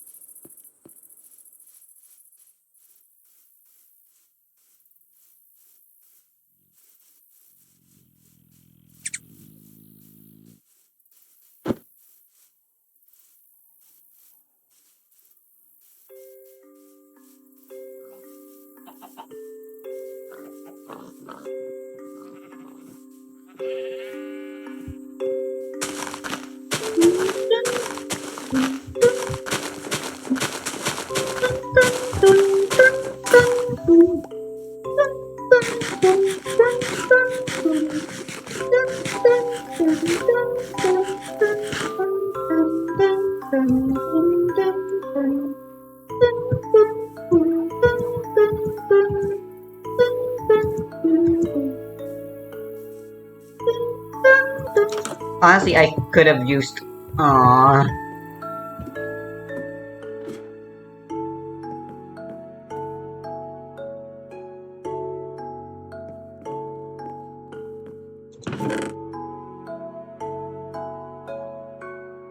I'm so stupid.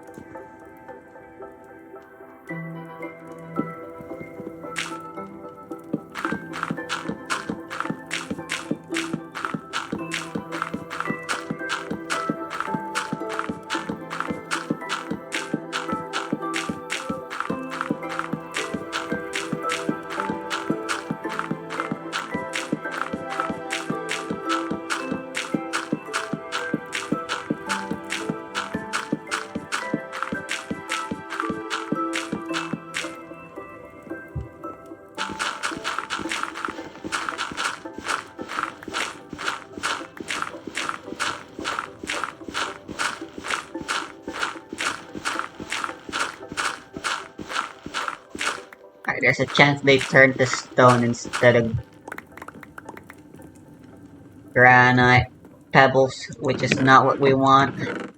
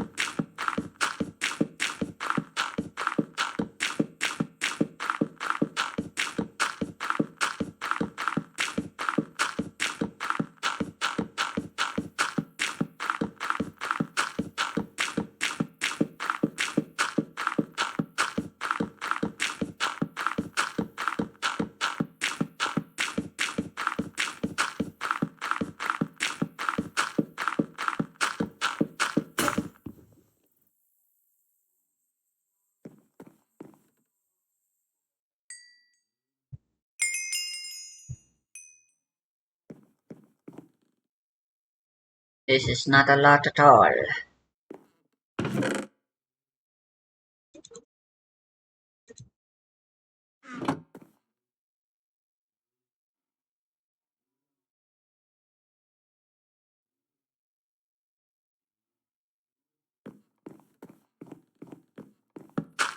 More spoons!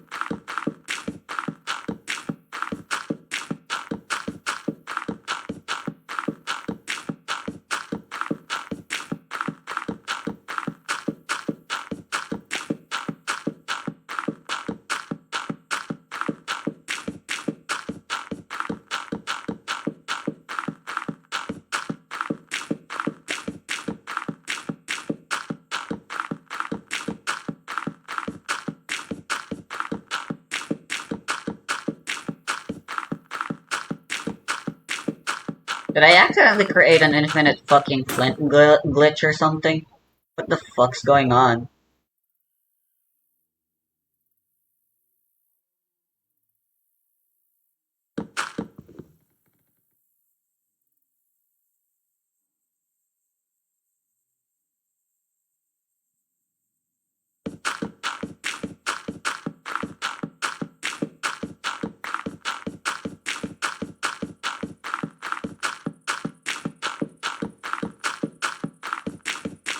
And my gravel count isn't lowering, but my flint count's going up.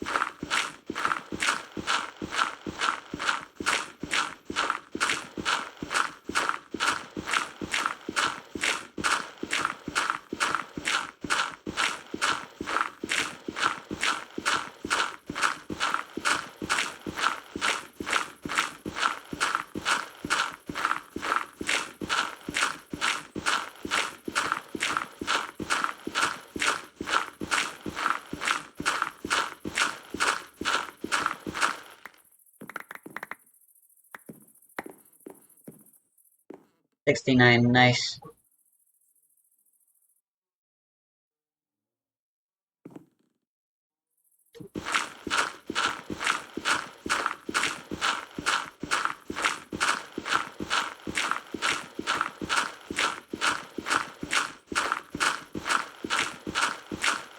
So the cutting board gives us a 10% chance to get gravel and flint, which is fucking wacky.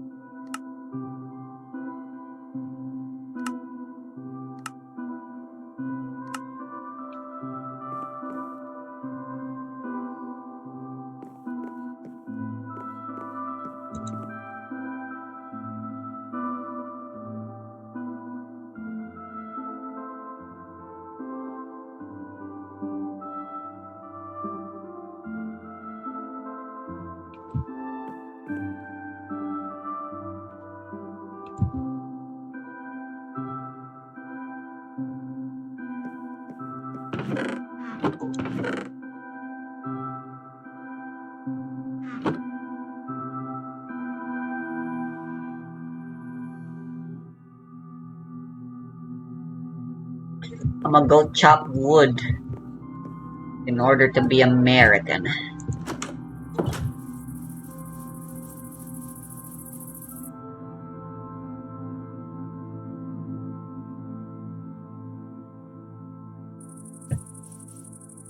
In pursuit of the American dream.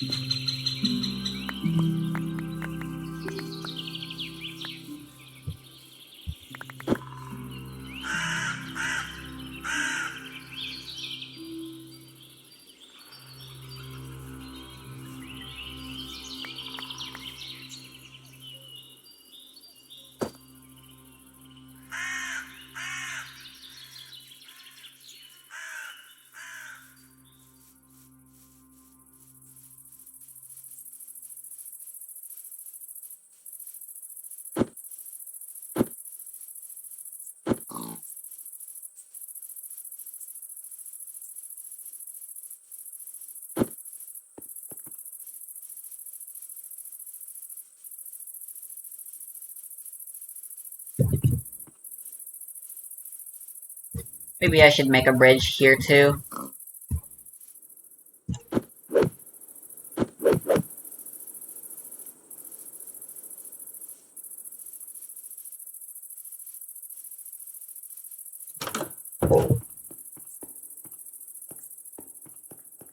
Let's go deal with our animals.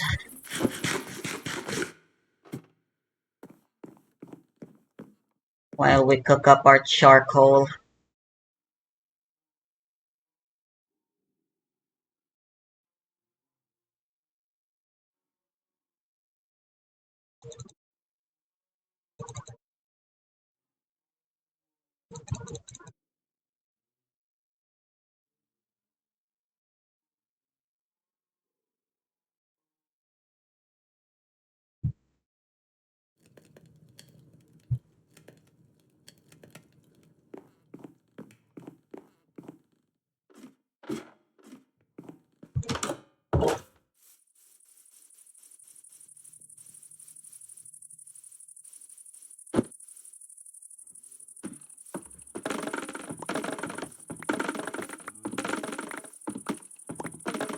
Oops. Yeah, I don't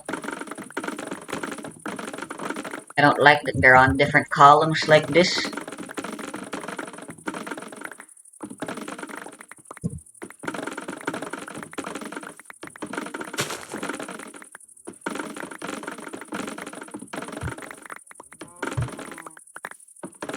It is ever so slightly cumbersome.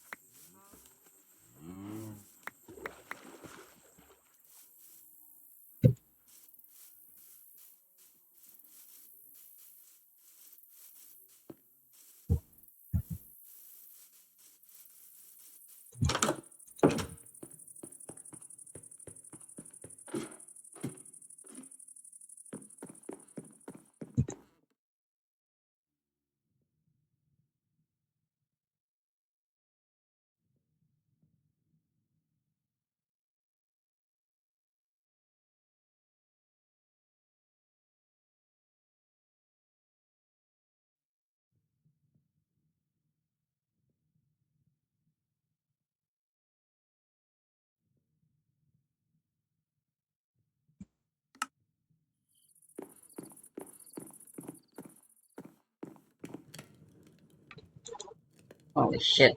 Still cooking.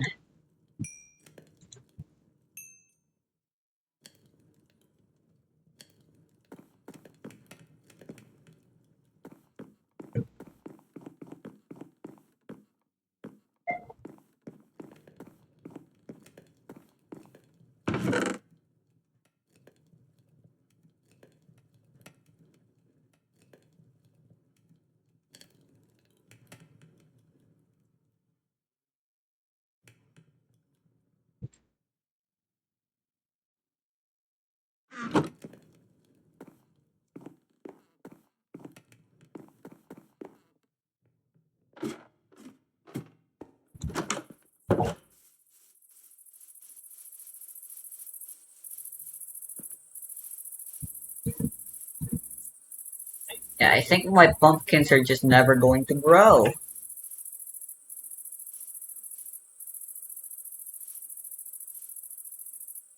What is up with that?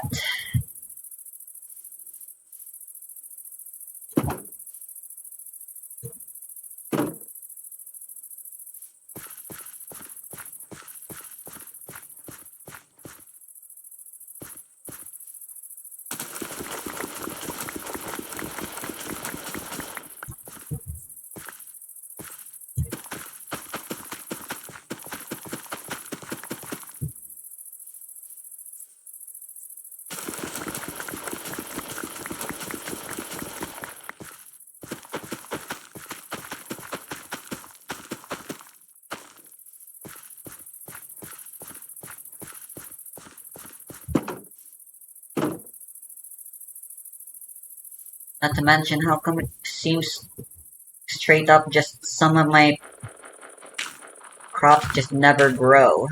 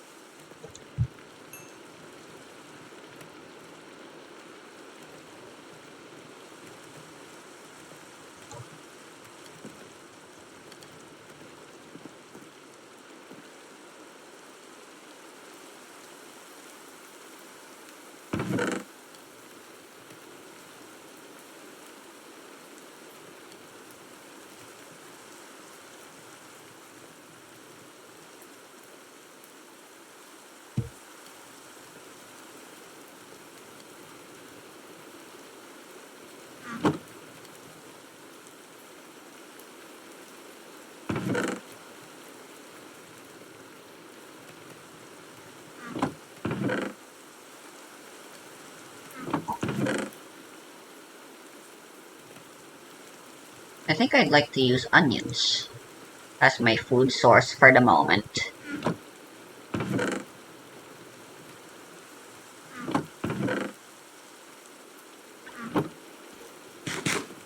Can you cook them?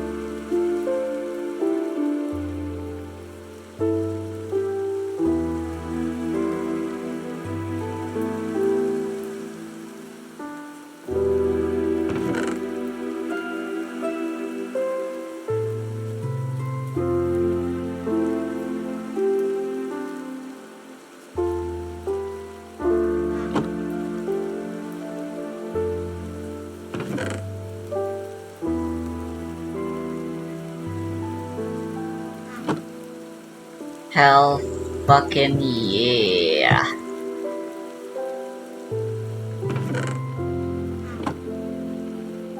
Now then, what can we make?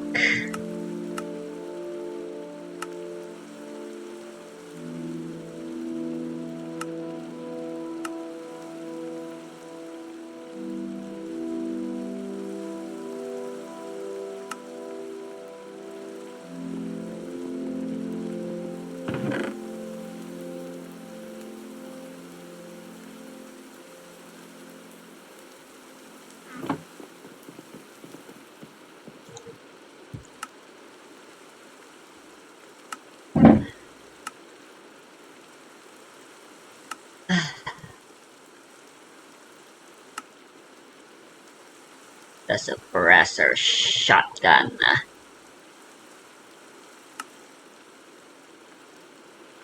The Saiga. This one's got 7 and it deals 36 damage. It's pretty cheap.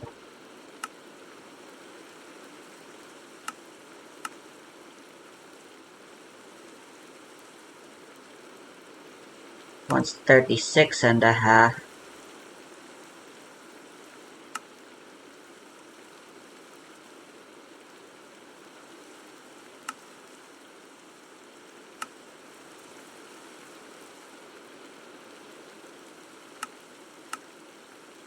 I don't get what the difference is.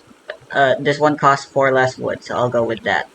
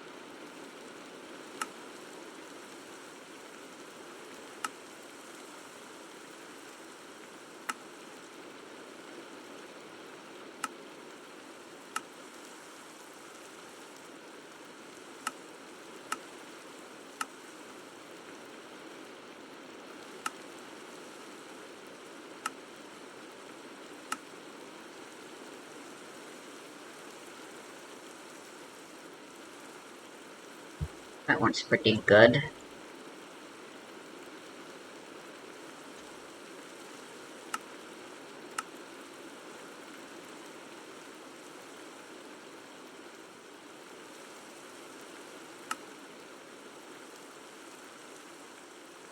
Well, this one seems a little busted, but 0.456 casual.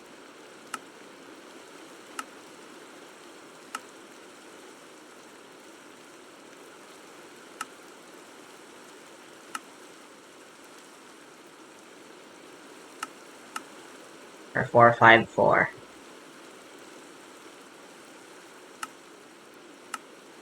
It's only ever so slightly more expensive.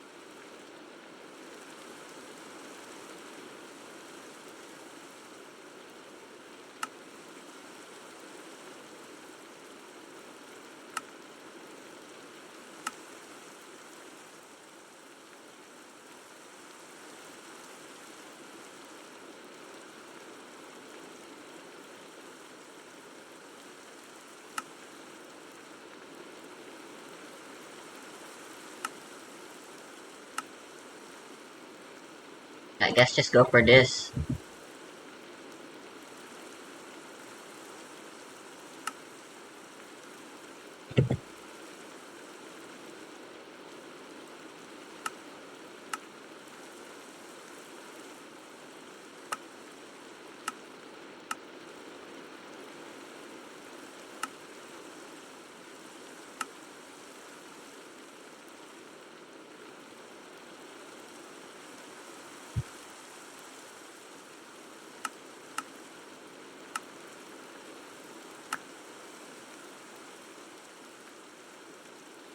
Okay, we got quite a lot.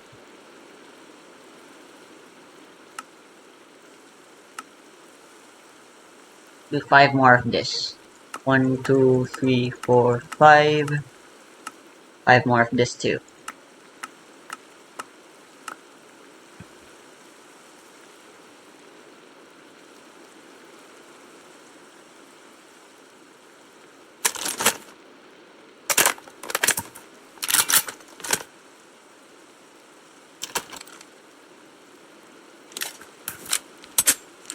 Now we're talking.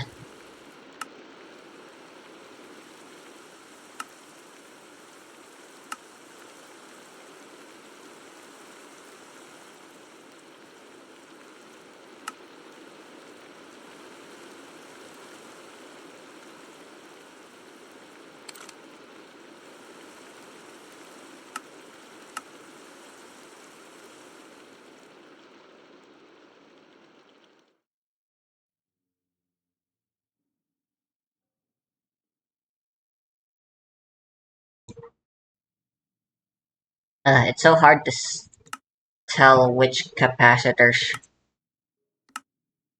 are actually available.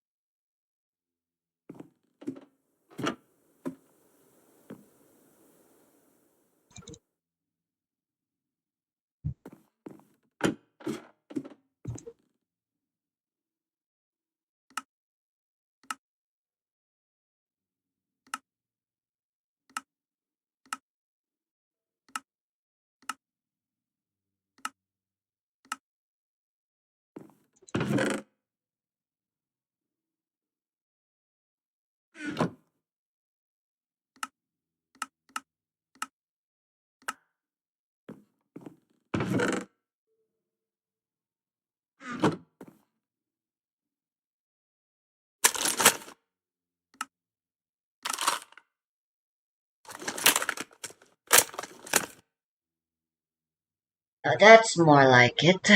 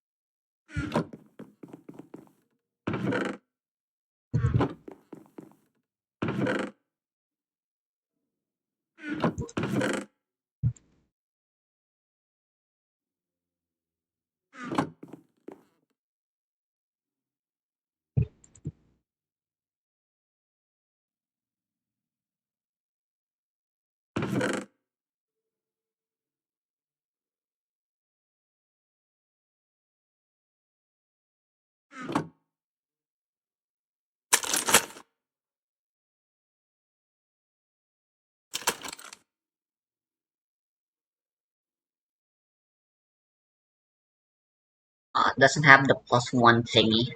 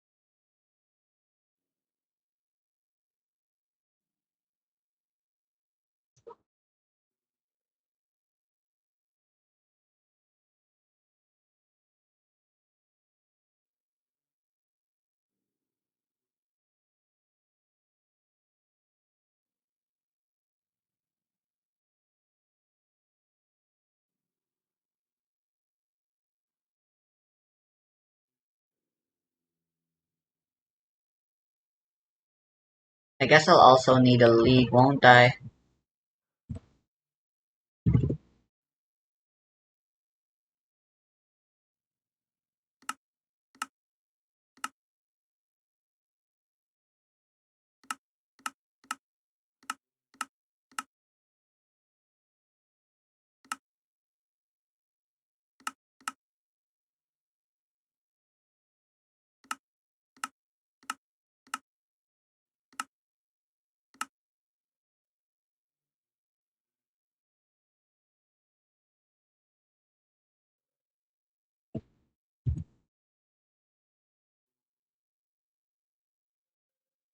Huh,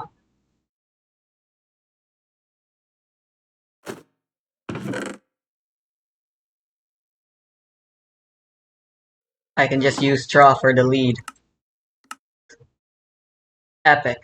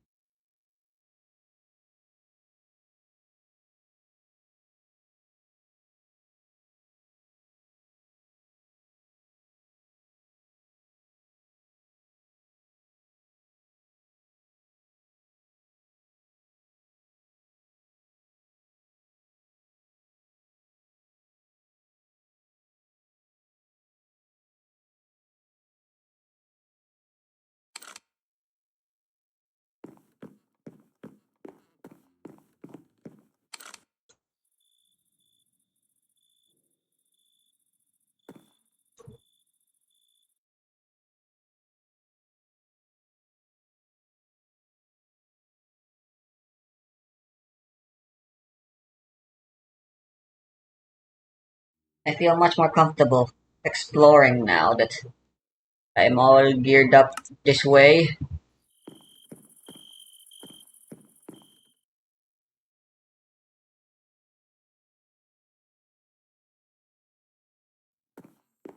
I do still want a diamond pickaxe of fortune.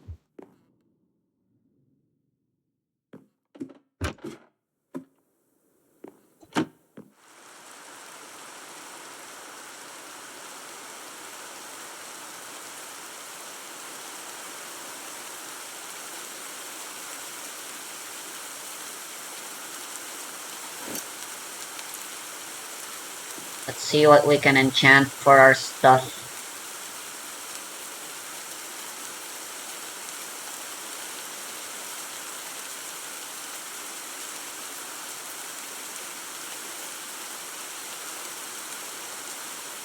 Ooh, protection 3 for my leggings.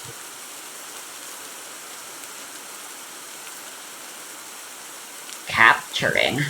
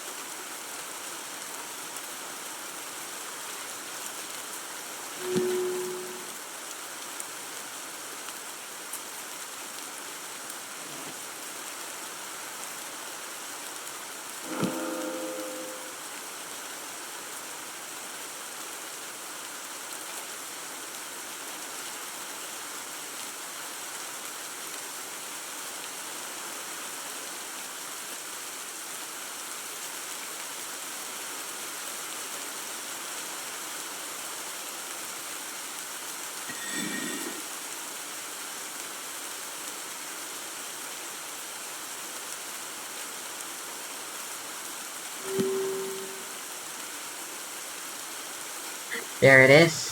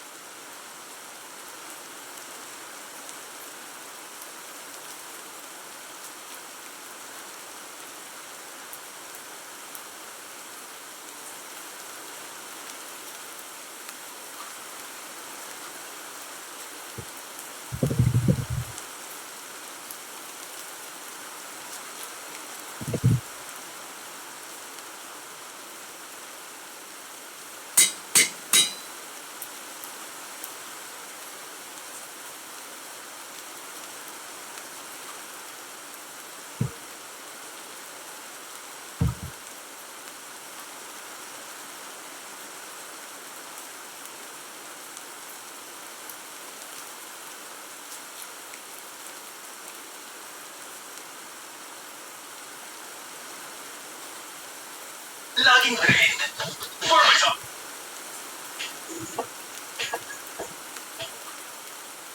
What is up, everybody? Hello and welcome to the Wednesday stream. A little bit later than I was planning. I was gonna stream a couple hours earlier. Sorry about that. I'm a little mad late to the party, but I am just in time for today's Challenger Cup. We've got some tournament action in Master Duel once again, and I think it's gonna be a good time. We do have to find out whether Tenpai can have some competition today, because you guys know how the last Challenger Cup went, or maybe you don't know, but Tenpai was, I feel like, rivaled during the last Challenger Cup. There were a couple of people who were trying their best and doing well with other decks, but in the end, Tenpai did take down the Sunday Challenger Cup that we had.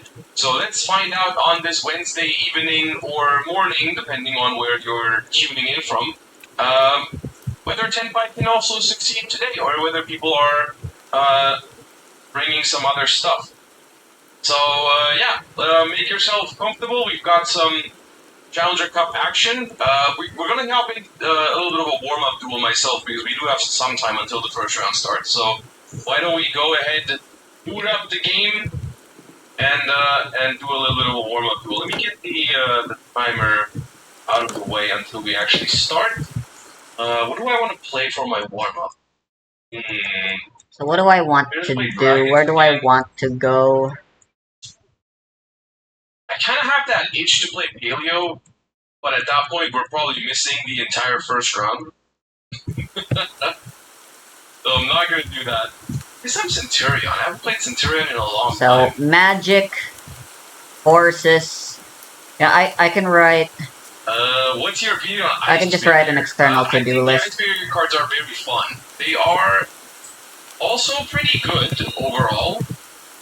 So yeah, it's a rogue deck, but it is not. Squid Ink, horse, magic. Now, I mean, you can probably guess this, but the only way I've played and so far is with Heart of the Sea. Cards. But yeah, it is what it is. Squid Ink and we'll start with a bonbon here. Squid Ink should be relatively easy to get. We just need to find a river or a pond or something. Centurion, most of the time you don't really hear about this. We're just gonna try. We're probably gonna set up. We might have to. We probably have to give them one draw here because we don't have access to Chimera. So we wouldn't have the field spell. Unless I want to set it with Emblem of Oath, I could. But I kind of was. I was gonna go and switching to the sidearm is faster than the main arm. And anyway, I would much rather set the spell. main my shotgun, which should be able to one-shot most things. I mean, place Primera. I don't like that it's raining. 0 draws. Not having phalanx seems okay. Let's set the field spell in. I should activate it. We're not going to use its effect in place, I don't think. We're just going to set the Emblem of Oath. Yeah, hot damn, this no draws. This is overpowered.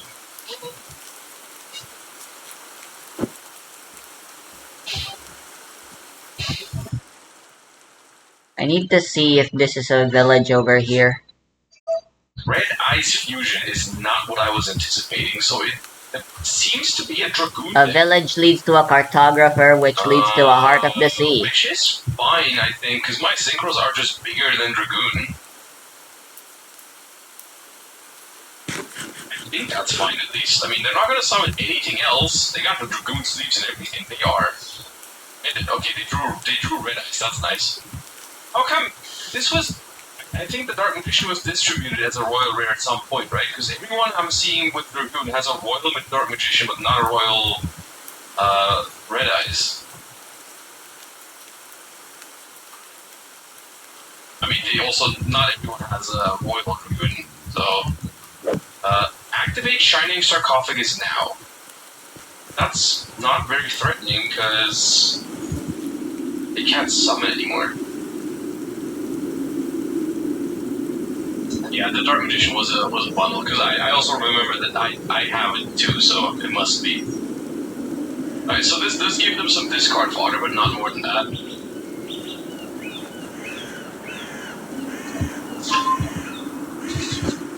When is the 3rd anniversary in Master Duel? I don't know exactly when the quote-unquote festivities start in the game, but it should be coming up soon. The game is 3 years old now, right? Like it should be any moment now. I don't know exactly when, but it should be soon. Well, I mean, summoning out my Centurions here doesn't really do anything.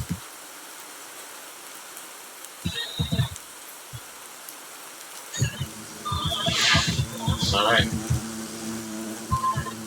That's a little late to the party. That won't really help.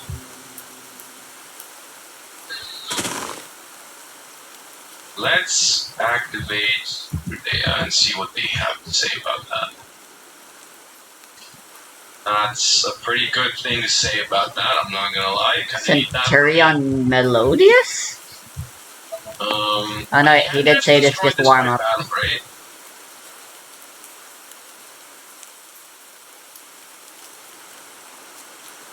Right now, if I just don't activate anything,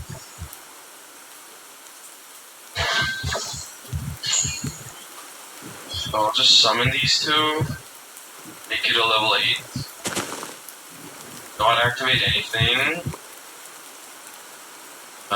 make Legacia, which is 3,500,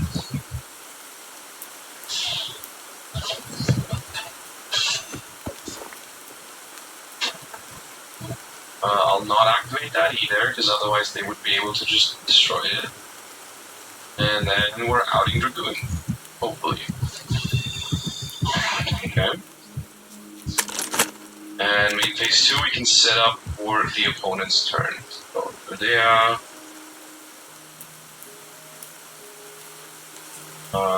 Primera. A waystone. And let's also get the trap card.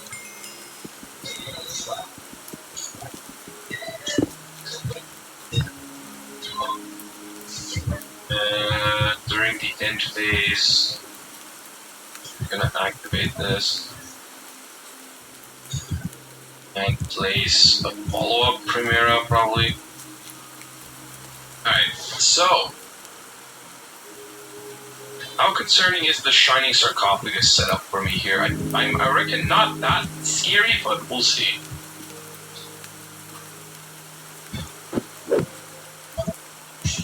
Panic Bar that mentions King Sarcophagus. The Shining Sarcophagus. Too many sarcophagus!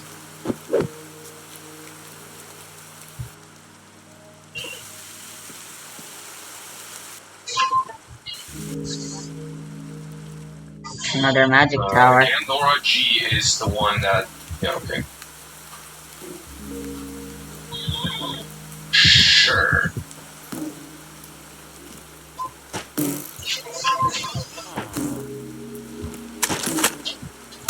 Yeah, let me read this for a moment. We're gonna hop into round 1 Yep, right since after a villager's here. It is just about to begin. This is a telltale sign. You can special summon this card from your hand. If this card is destroyed by card effect, special summon this Let's card. fucking go. Okay, we just don't have to do anything about this. This guy just doesn't. We don't care about that guy.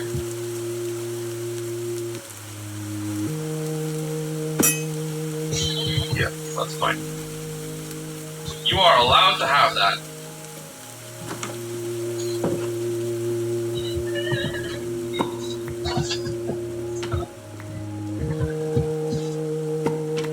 That negates spell cards or effect. Are these are continuous scrap cards, so I don't care about that either right now. I guess it does stop my stand-up from activating when I can chain lock it, so that's fine. Go Maxi. Yeah, I should have Maxi.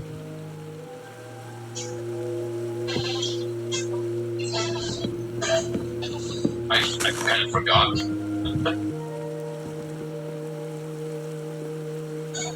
Alright, the Gandora I have to do something about. Thank God that's not an on-summon effect. Alright, we'll draw, send up Centurion.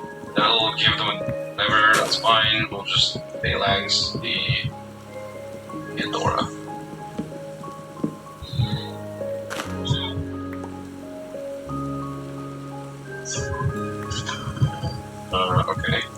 Don't know what that means. Is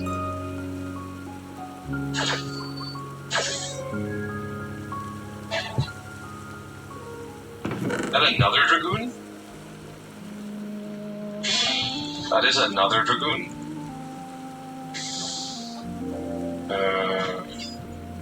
Ooh.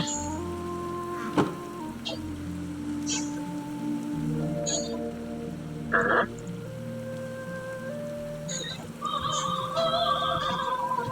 That is lovely.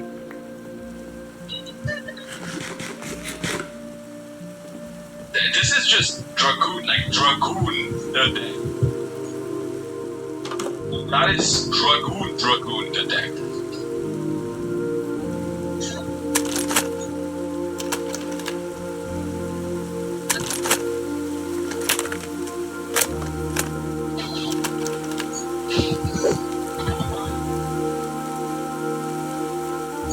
I'm missing something.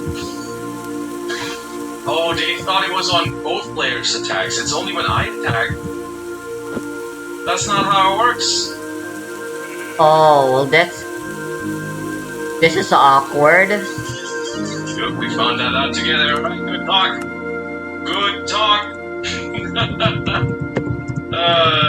Well, the entire deck cannot be. They're literally, this village spawned alongside a pillager fucking thing. Ooh, a Fletcher. Let me quickly grab these. Let's go. Round number 1 of today's Challenger Cup. Now, Infinite money glitch. One because it is the middle of the week. 128 players today. First place still walks away with the Branded Fusion playmat, which I think is also part of the reason why we are, I think, fully. I think the tournament is full. Maybe if some people didn't check in, but it definitely was full when I checked. All right, let me grab the spectate code and we hop right into round number 1. Let me also get the timer back in. Alright, the onions don't have a lot of saturation. Magic! Here we are. Alright, good. Let's hop into table 3 here. We've got Simoti versus Sad Potato for round number 1. Let's see what kind of decks we're seeing here. Could have had a Hugin map, but unfortunately it isn't. Yeah, that's my bad. That is my bad. We did lose the playoffs. It would have been Hugin if we won. But I think more people are happy about it than people are sad. Alright, we're starting with not a typical opener. Set 2 spells or traps and a monster. We've got a Called by the Grave for the Lubellion, which is a neat thing to have. However, they are dodging it with another Bastille because they're playing a Bastille deck. Is this Dragons? Is this Centurion? What does this mean? Either way, it's cool. I love Bastilles. Tomatoes. We're searching Magnamut. However, the Lubellion is still banished. Oh, it's Bastille Finpine? This increases my max health. That is not what I was anticipating. I mean, that is a deck that people are playing in the TCG right now, but not really in Master Duel. Like with the Lubellion and stuff, it's not very common. Fishing an effect veiler, or specialing Chandra. I mean, look, this might just be. Oh, it might not be over. We have it's branded that has just not opened the play. In 60 cards, but we did open Super Poly. However, the Magnamut is guaranteeing us a play next turn. So,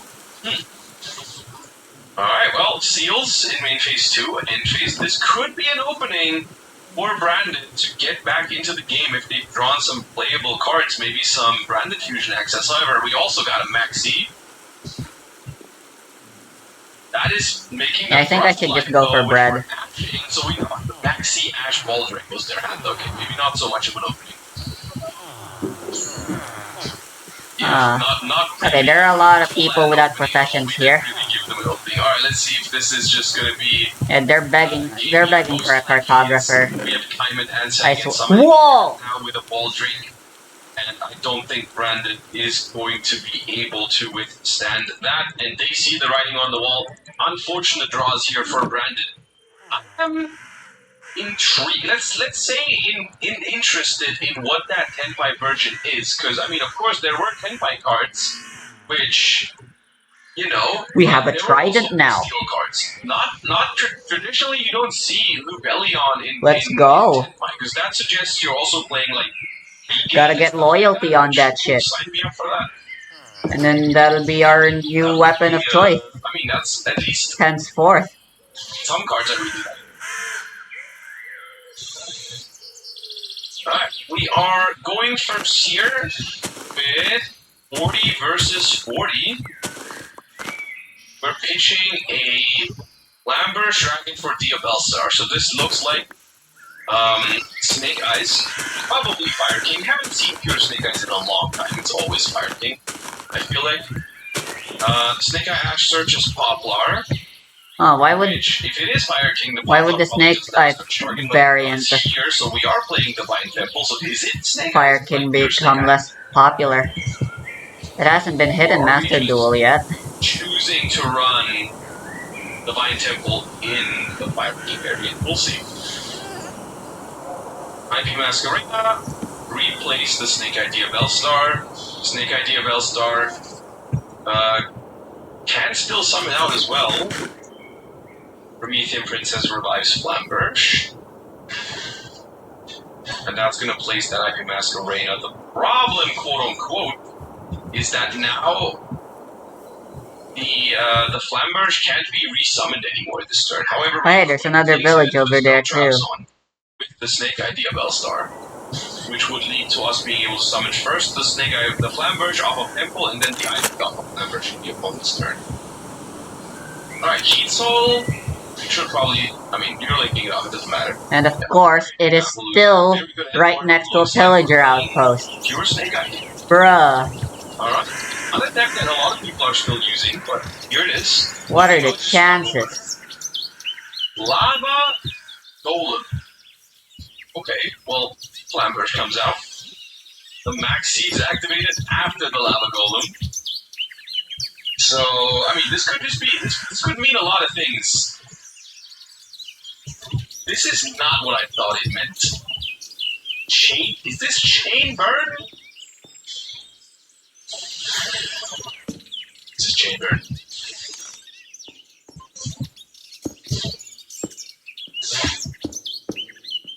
Alright, and we lost just desserts. We pay 500 to normal summon Snake Eye Oak.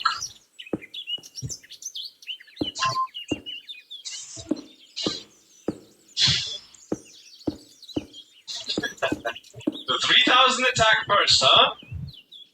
3,000 attack first, yeah? Dimension Wall.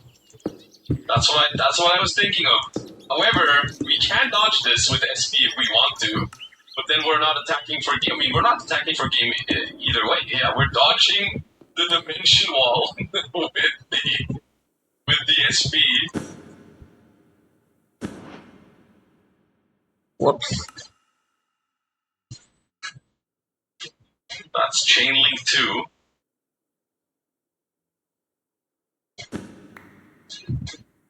Why No response. do we have Alright. water breathing?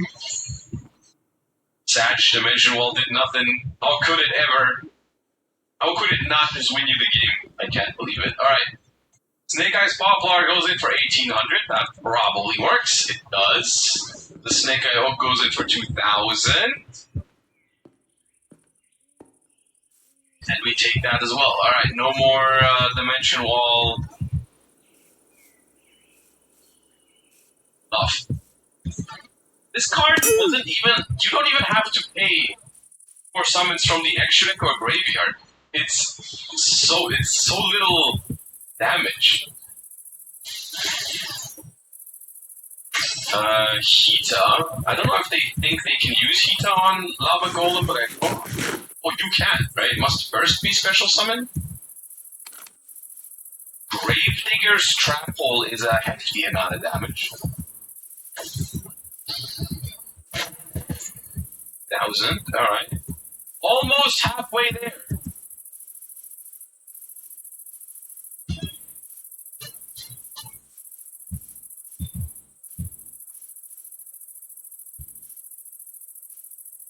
Oh, there's a lot of Set card.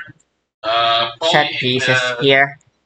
dire need of some card draw. Maybe like a Balance of Judgment or something like that. After these two return, you could draw 2 cards with that. Oh. Alright. Just draw 1 per turn.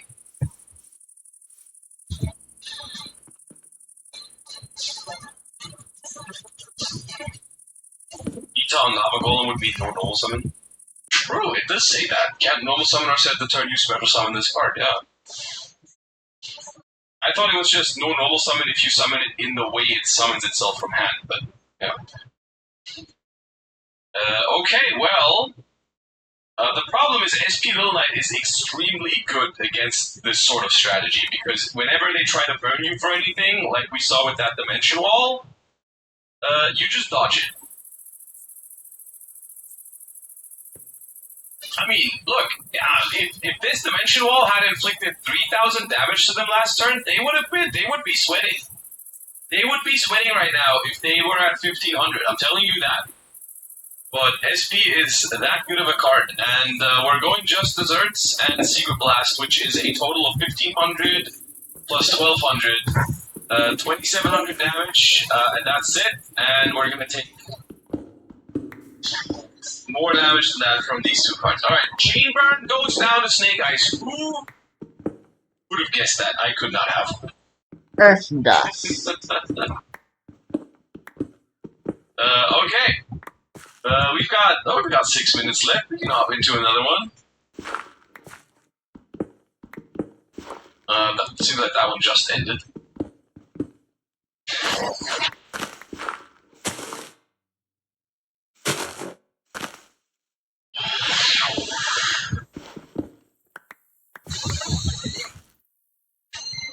Alright, we're selecting first here once again. 60 cards. Special Fenrir. Get Ashed on Sharon. I'm assuming they have Element's Cash Tira in hand already? They drew both in 60, really? Or are we playing around the roll? Oh, okay. We still have it, okay.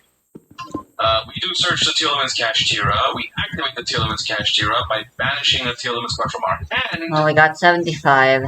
For what it's worth, that should Alright, we did result in a... Though, so we do have a Fenrir and a Mudora. Nightmare Throne is activated. Horsies. Summons out a Yubel. Fenrir banishes that face down. That would have been very crucial, however, they did. Oh, the turtle helmet gives us 10 seconds of water breathing. Only copy. That could have been really painful. Whoa, look at this guy. He's jacked. But we did dodge it, so... Okay then, you're the one for me. We're gonna shuffle those ULs from the graveyard, because we don't want to get hit with Phantom right away. They have a normal summon of Samsara and the Lotus, which is obviously pretty powerful. Avernus is chained though. Last mill. That is just the Malicious. Alright, Malicious, Magnamut, and King Sarcophagus. So that is not helping at all. So I'm assuming Yubel just does its thing here. And should probably have... Yes. this turn, potentially, because there's a 2,400 defense Fenrir, so it takes 4 attacks into that with Yubel monsters under Nightmare Pain. Couldn't be impossible. Either way, even if they don't win this turn, there's a decent chance that they can get the game under control. Alright. Is the right guy? Max Spirit, contact. Okay, 10 isn't as fast as I thought it would be, but look at that jump height. It doesn't seem like they're going for it. We're just gonna make Varudras, new card from the last pack, very strong card in Bell. This brings back Yama. And then we're going to do this. Alright, we inflict 2,400 damage. We go ahead and destroy the Cash Tira by effect. So, and then we deal force to the game. Now, okay, Okay. Why weren't we able to activate the arrows? Does it say except during the damage? Oh, they say except during the damage that well, the Marauder still lost both of its materials here, so maybe there's a world we can play into this. That time Yubel is gonna stop shearing. There's still the Unchained interruptions left, though.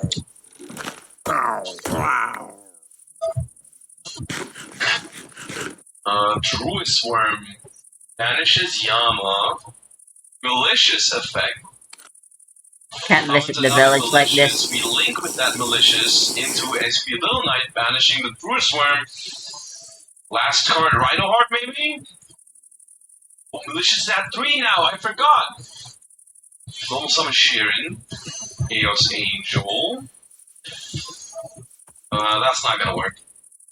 That is not gonna be enough. Even if that worked right now, the problem is you're on 2600 life points, so you can't hide.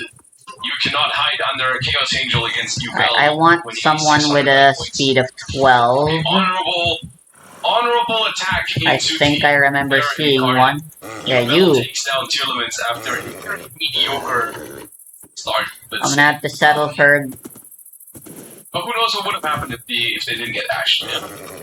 Doing just the old-fashioned way, it seems. No. Where do you think you're going, please? Now, there's 1.5 okay, good. minutes left, so let's see exactly where they're at. Your jump height is not as good. But look how fast you go. Okay, we are in the middle of a back and forth, it seems like. We've got Fire Kings over here with... Okay, that looked like Voiceless Voice taking down Fire King. I didn't get to see much there.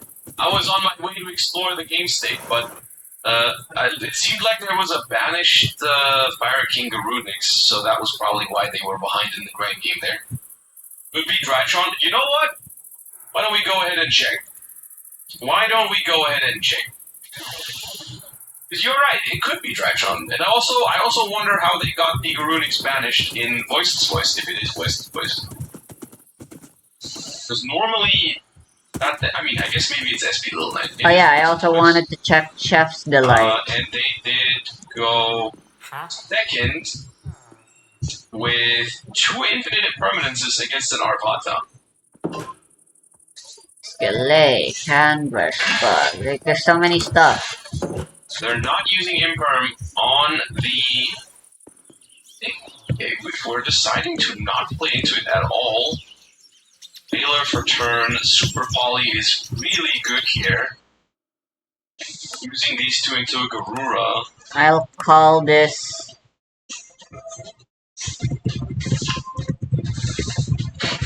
No zombie. Uneasy Alliance, Bill. In their defense, they were probably trying to play around with Biru a little bit, because the zombie at the point where you make zombie vampire, they wouldn't have had another fire monster around, or a fake whaler even, or Ash. They did have a cross out though, so yeah. Alright, we're shuffling this, searching some Bira. Huh, unless this isn't a pillager outpost. I'm assuming they wanted to make a Garura, so they... Or at least it's an abandoned one. I think it's abandoned. You can't make Garura, you have to Slick. make one dragon, and they probably wanted to get the card draw in here. Cool, a crossbow.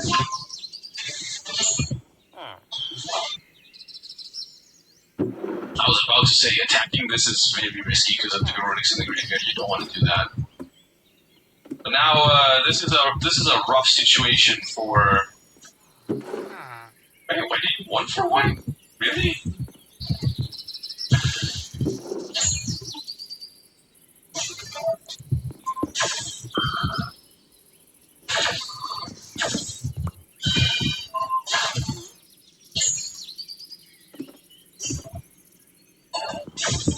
Ooh, a cartography table. I can turn one of them into a cartographer right away. Normal summon Ulcanix look pretty strong there. That would have baited it. Not a bad bow.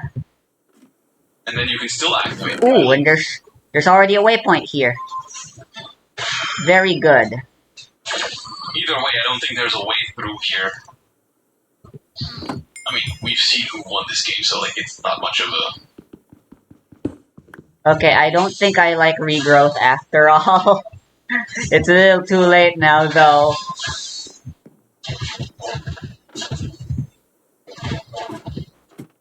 Not crashing the mix. Fair enough.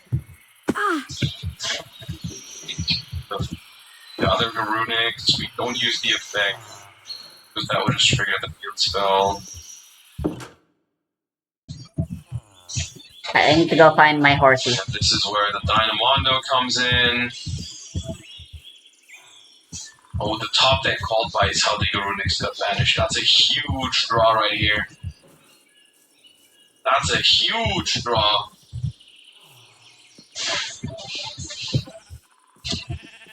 Why did I not leash it?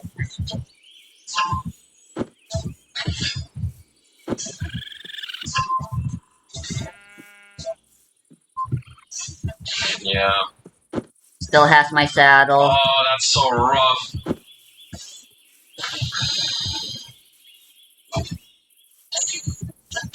That is such a massive fault by the grave. Was it killed? If it was, I would have at least seen its remains. Pure Fire King, they may have just not drawn any of their Snake Eye cards, but at the moment, There you are. I'm not seeing anything else, yeah. If it was Pure Fire King, no, it is Snake Eye Fire King, yeah. The thing is, Pure Fire King actually often plays more than one Garunic, so they may have had a better chance if it was, but in this instance, it wasn't. Alright. GG's everybody, round number 1 is in the books. Hope you're enjoying the coverage so far. I'm excited to see what round 2 has in store for us. We'll be right back in a couple of minutes for round number 2. It is announced shortly, and then we will see what it has to offer. So I'll see you guys in a couple of minutes.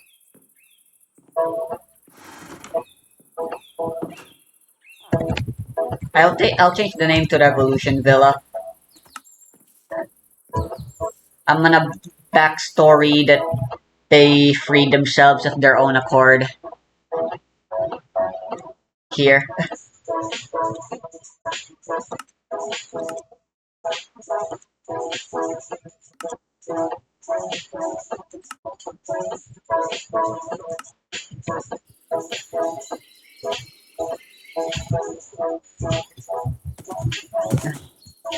Alright, let's get out of here.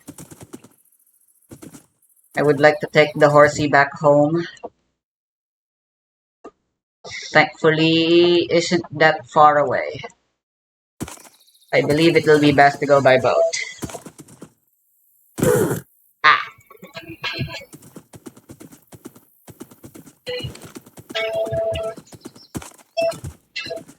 Horseback gunfighting. Seems like it'd be really cool, honestly.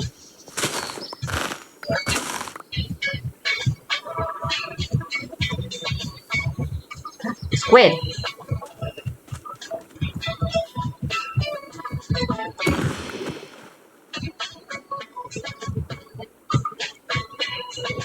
We got the ink.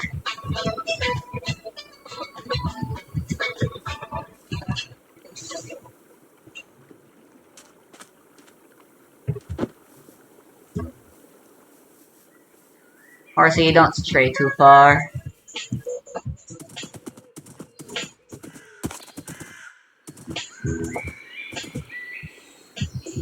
Alright, so the best way to do this is to have the horse ride the boat. Or maybe I just tie a lead while I drive.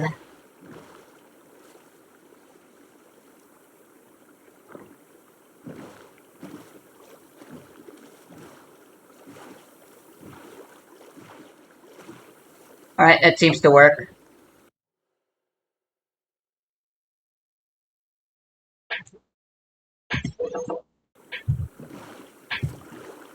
We're making lots of progress.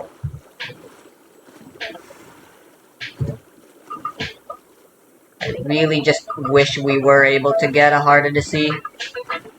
And we're able to finally go to the Nether immediately.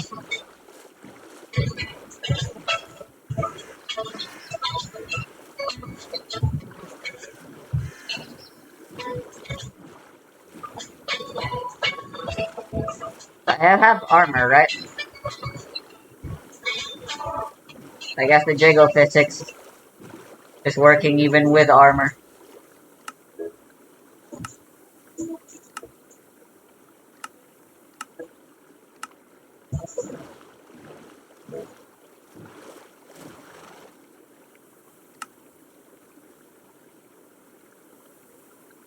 Never mind, I'm just flat if I have my armor visible now. Seems like it'd be painful considering.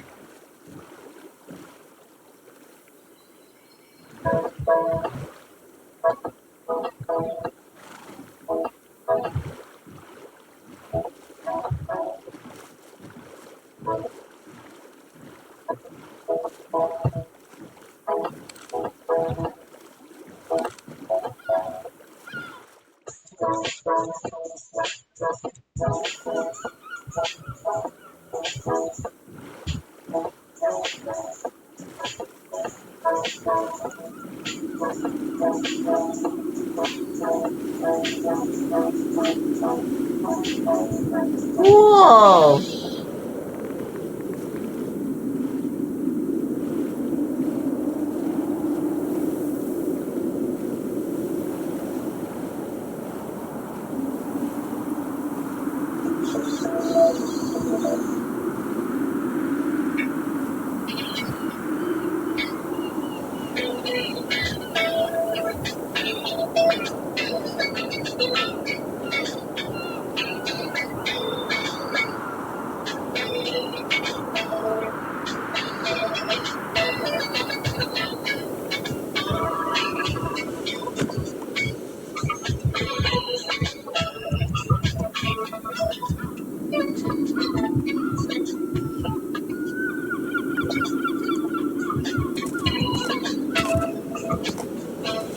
Here we are, little buddy.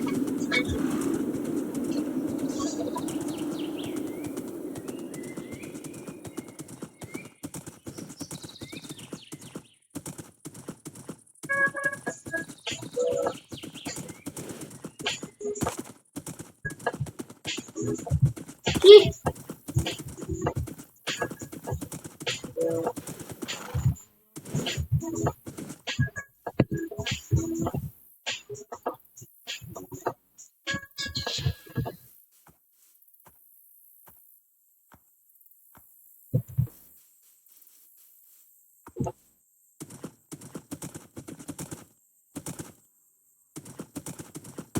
I should probably just build a separate tent.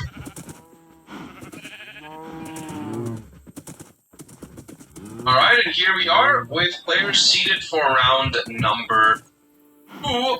And For now, you'll be with the cows. someone in chat was just asking for a feature match for round number 2, and that's table 10. I'm also seeing at table 11, we've got Wantel over here trying to take down another one of my Challenger Cups. So we're gonna have some pretty cool feature matches for round number 2.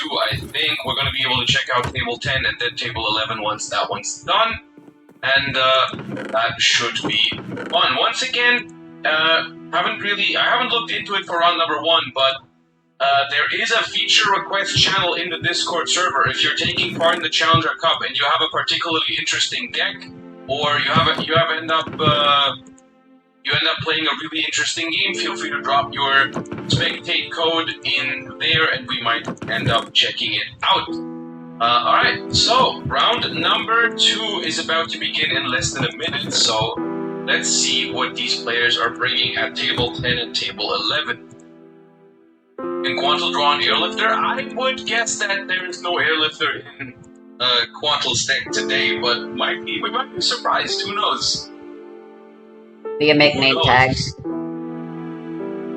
Rita, Josh, you know way the games have been going well. The games have been going well. It's been a fun time so far, and you are lucky because we're streaming later today than usual, because it's a Challenger Cup, and of course, if it's like in the middle of the week, they're trying to have these Challenger Cups start a little bit later so that people can join them after like they're done with work and stuff like that. So that's why we're having a later stream today.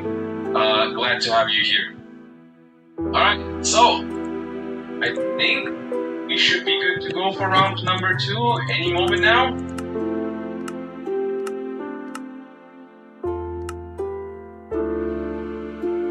it starts. 30 step. Yeah, it has started. Alright.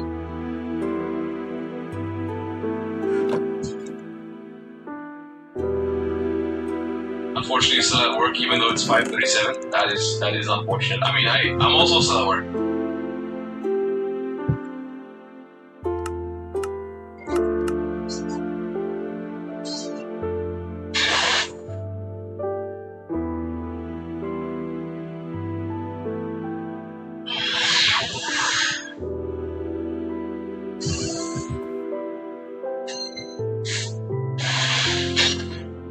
Okay, we've got 60 cards over here. Foolish burial goods. Okay, is that Purulence? Rainbow Bridge of Salvation. What should I name the horsey? I mean, that could be anything, still. Well, let's stick to the tradition for yyyy.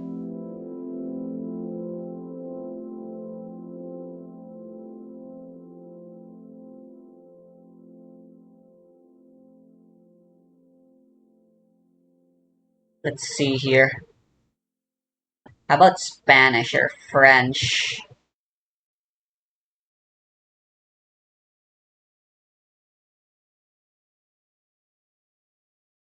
I'll go Spanish. What is the Spanish word for friend? Amigo or amiga. Yeah, of course, I remember. Just in case, how about French?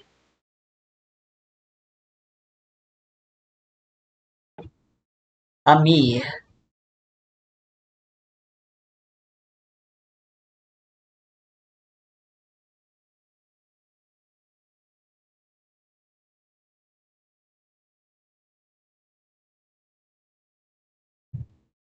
Amiga.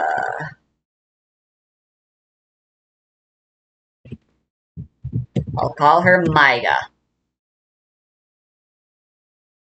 Or maybe Magia?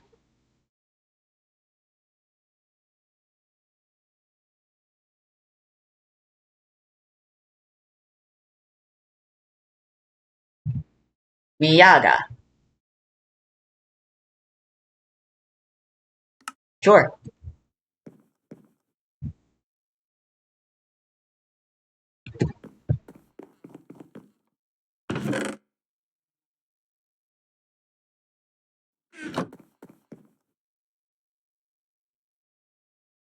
I've got some leather.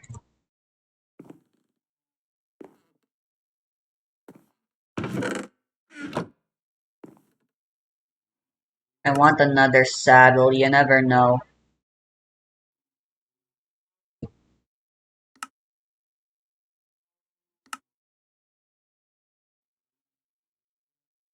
Need one more leather.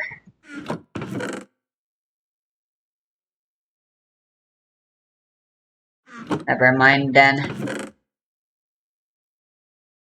Because if I'm ever adventuring again, it would be far more convenient to just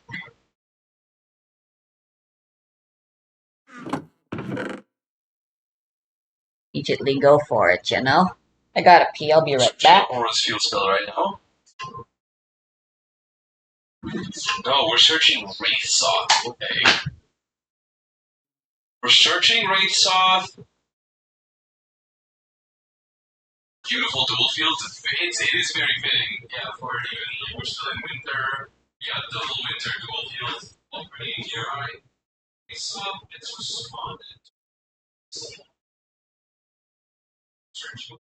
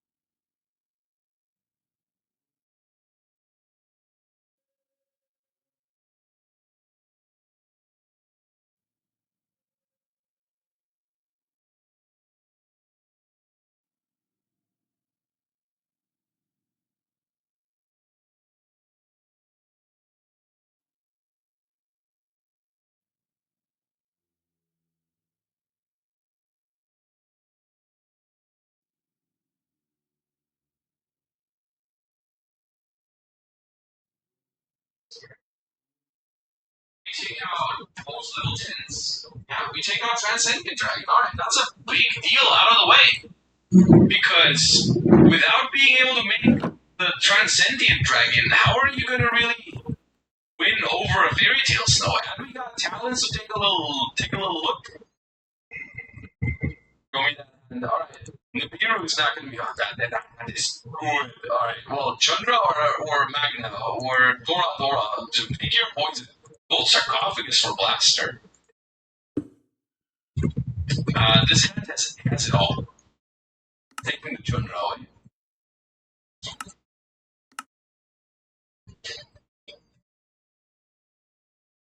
That hand does really have it all. Alright. The Lightning Storm, the Gold sarcophagus for Blaster just means it's coming right back. Alright, we got White Forest action now. We're gonna give them more draws, though. Not sure if I like that. Sylvie of the White Forest draws them another card. We still have our normal summon. Okay, well that's well, you don't have to play into that. You can just go. I'm guessing just Sylvie search trap. Cass was the plan anyways. No. You're telling me you're not just searching the trap card here?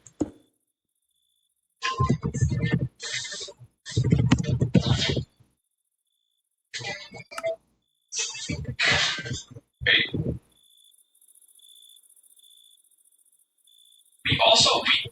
We saw the Nibiru.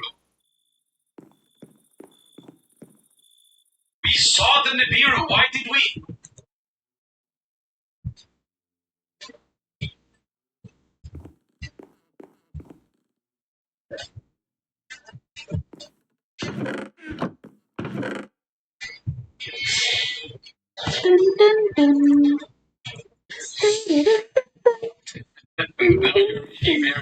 In attack mode so that the lightning storm can force it.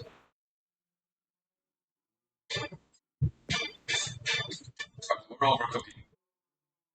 We are. What do you mean by that?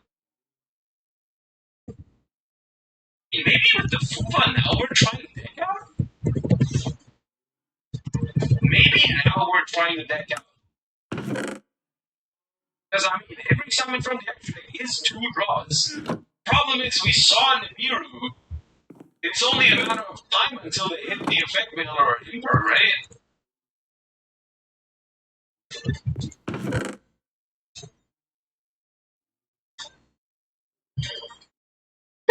We might be overcooking this. Wally Dugar is here, if I have to guess. Beast Dweller. The Beast Dweller? Against Tenpai.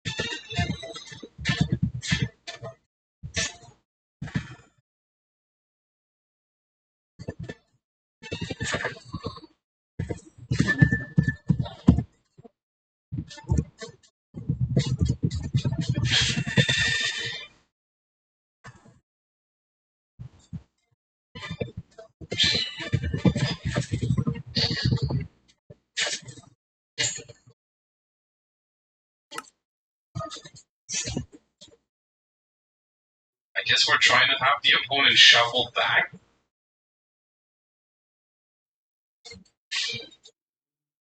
Does that shuffle back? It does not shuffle back. It shuffles back 1. Okay.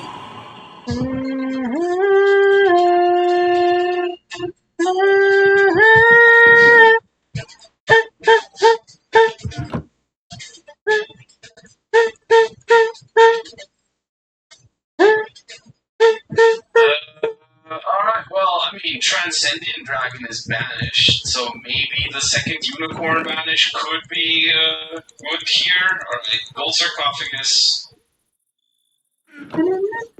is probably just going to turn into a blaster, which means any blaster, search any fire dragon, and then Unicorn is going to look at the action again. The problem is at this point, I feel like when they had 5 cards in hand, there was a chance that the Unicorn banishes could mess up their game plan.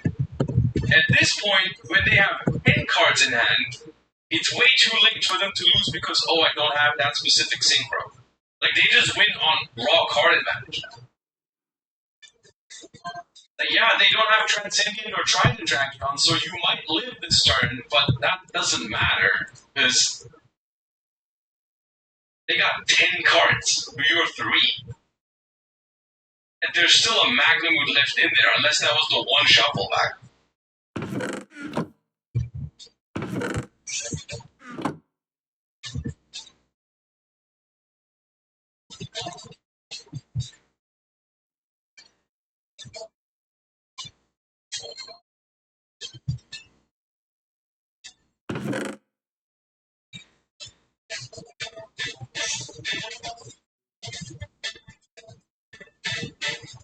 Too late to sign up for the Challenger Cup? It is too late. We've already started. But there's more. You can go !Challenger Cup to join future Challenger Cups. But yes, for today's, sign-ups are already closed. We're already in round 2. Alright, there's the Chundra.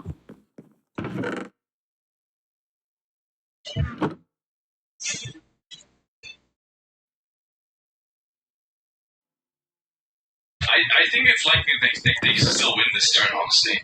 Because the Fairy Tale Snow is not going to help much because the Magnum is still there. So the Fairy Tale Snow, basically, they have 12 cards in the graveyard right now, including Snow. That means you banish 7 of them, you got 5 cards left in the graveyard. They chain Magna, you have to ban the other 4 from the grave, and then 3 from hand to bring the Snow even back 1 time. It's just not going to work out, and the token is not going to block anything either. Like, the token just gets hit with a rebuild, or something like that.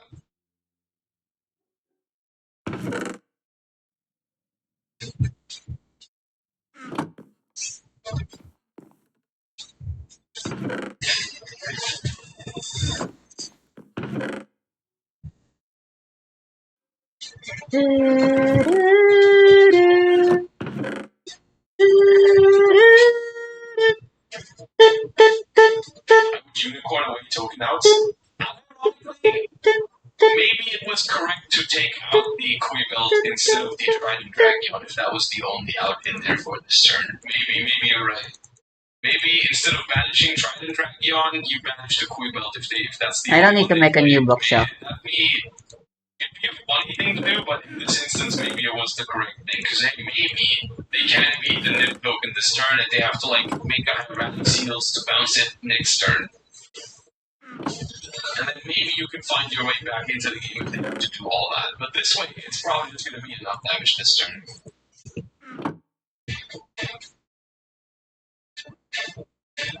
The 10 outs anyways? No, Transcendent Dragon was already banished last turn. There's no Transcendent Dragon. Right? What about it?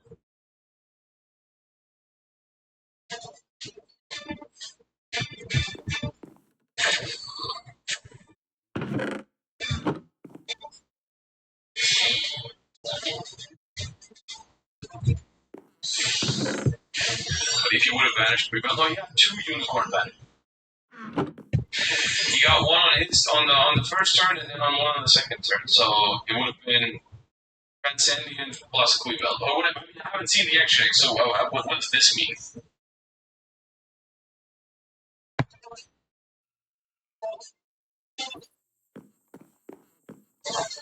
Okay, that outs it too.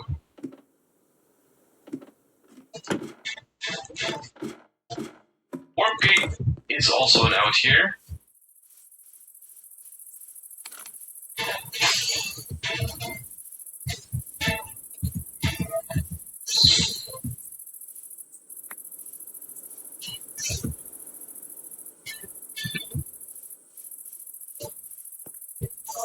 Whoa, what the fuck?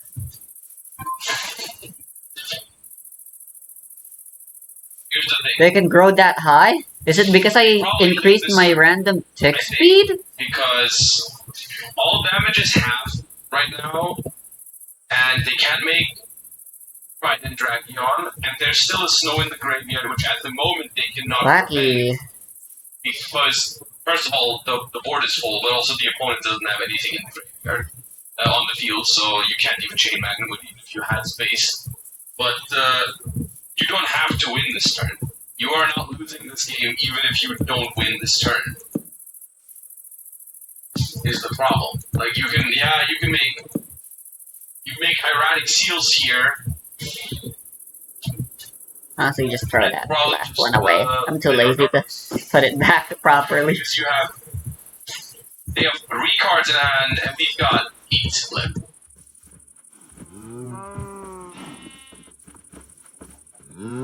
Come here. Henceforth you shall be christened Miyaga. Okay. Ultimately, though, I mean, their end board does only really have one interruption here, which is Hieratics. So, but they probably have a lot of good stuff in hand as well. But we'll find out, I guess. Alright, the Time Lord and the end phase would return any of the monsters that it banished earlier, but since it was just a token, that won't do anything. We will have to discard 1 for hand size, indicating that everything is monsters. Otherwise, we could have just said another spell or trap.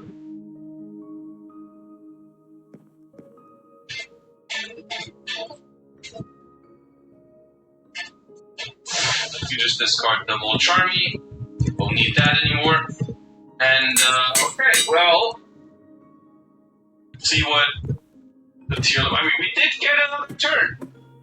We did get another turn, so let's see if we can make use of it. There are also only 5 minutes left at the moment, so maybe if we can sneak in enough damage... Alright, we're under maxi once again. That which, I mean, to be fair, this one, hard to complain about with, I mean, Chain Perulia. Don't know if that's just a hey, look at my Perulia, but I'm conceding now, or because or if they're just doing that because they're anticipating the Magnum to be used at some point. I should get rid of the crossbow too. I don't care about crossbows. I downloaded the gun mod to no one's surprise because I want to use guns. This being a deck out situation unless their hand is very, very good.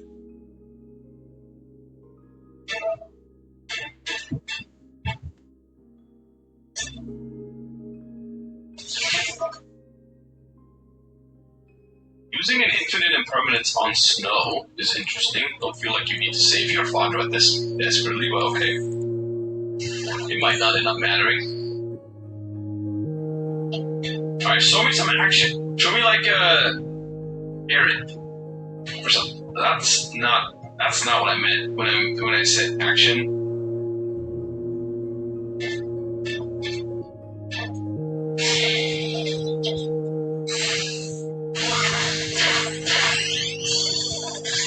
Nightmare Goblin. Discard a Horus monster to get an additional normal summon. Your zone this card points to, which is nowhere.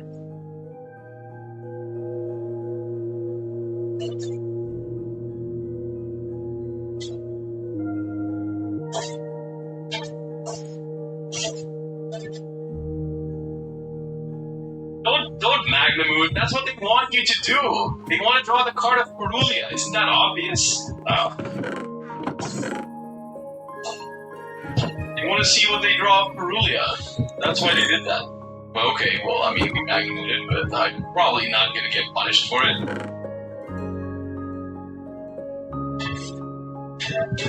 Foolish Burial. I was gonna say I'd be surprised if there's no Ash Blossom by now.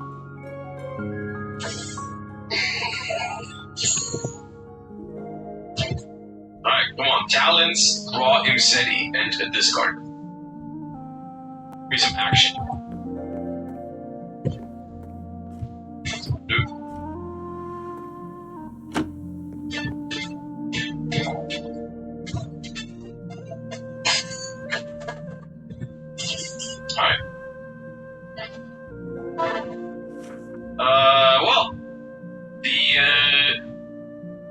C prevailed. Okay, the Quantum game already finished, so let me go face cam and let's look at the replay. I'm just going face cam so I don't spoil the result.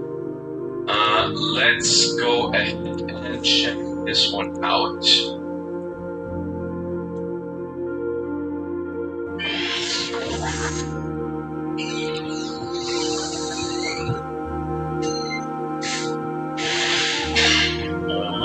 Okay, we've got. Let me process the information we've been given here. We've got Enpai selected going second, and we're playing Melodious, and we're gonna resolve Ostinato. Okay, that's pretty good. However, the Tenpai hand is pretty scary, but currently it does not play through the Herald of the Orange Light. Alright, so we're doing Ostinato things, very powerful. Couplet, search the Concerto, activate Concerto, fuse 3 into Etoile, which is going to reset the scales, and we're going to fuse with the Soprano into Sciaperta. We're going to grab a drop, the drop, and add the aria back to the hand, which Deer stops everything fishing. from being destroyed. Ooh, there's loyalty right away. It is not protected from Lightning Storm or Raigeki. Let's go. Here for them. I just have the perfect trident right away. Traps.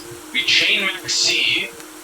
We also that's cute. We didn't set up a. We did not set What up can I a say? fairy monster in hand for the Orange Light. Dora Dora gets Ghost Ogred. I'm just a bit different. Special summon effect. Oh, we have drawn a fairy now because the Maxi is active. But there's no Kaiman anyways. We're going to get all of these Melodious back. And I don't think anything over here will stop that onslaught on the follow-up turn. We just go into the battle phase. Horde of Drones is technically gonna... Is that gonna buy us another turn? No, it won't. Because this one gains attack in the damage step, so we can't even Widow Anchor it. There's not enough spells to even take. And that is GG. Melodious takes down Tenpai here. Very cool. Very cool. Alright. Let's go ahead. I'm gonna pick another replay and not spoil the result. And we had a feature request. We had a feature request by Haas saying, I played through Triple Max C. Now, did you play Labyrinth again? Are you submitting your replay saying you beat 3 Max Cs and then you're just playing Labyrinth? Hold up. We find out.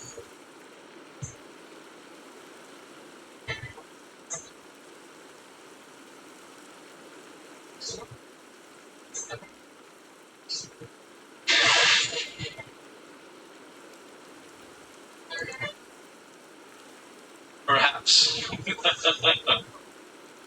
Let's find out. We're going first. We're playing Labyrinth. You're playing Labyrinth against Ubel, and you're sending me this replay. And you're like, oh look, I played through Triple Max C. Or it's Labyrinth.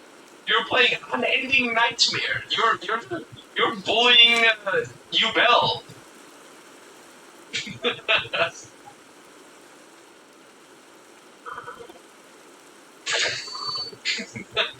This is just mean.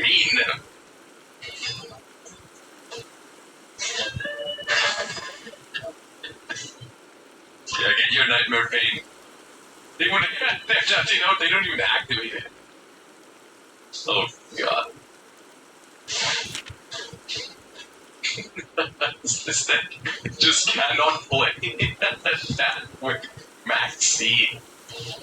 Nah. Played through Triple Maxi, by the way. The first Maxi was normal summon. This stick's gonna get me places.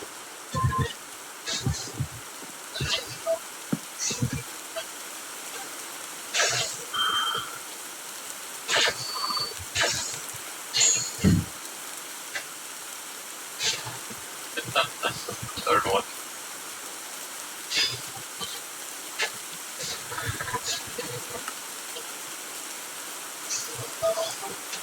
You know what? Technically, you played through 4 maxis.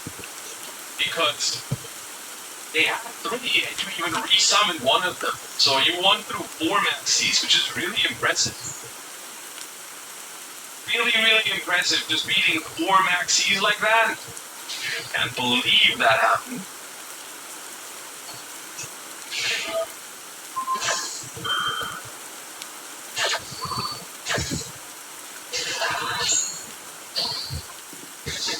Well, I mean, your opponent's Oh boy, this is a side quest and a half, isn't it? Nightmare, so everything they draw just doesn't do anything.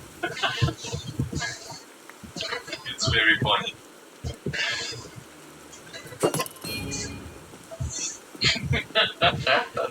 It takes a while to go back, huh? Another nightmare pain. Oh god. I'll stick to Frontier for now. I already have a gun.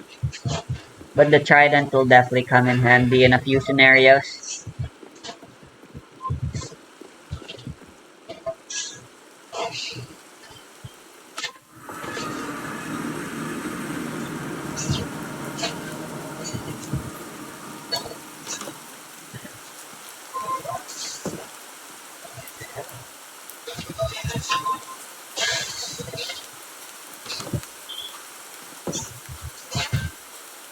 Alright, let's leave a cartography table.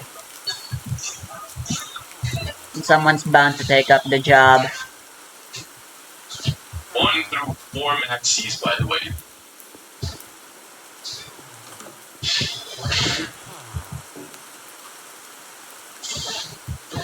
Turns out I should have brought my emeralds with me. With unending nightmare against you, Bill.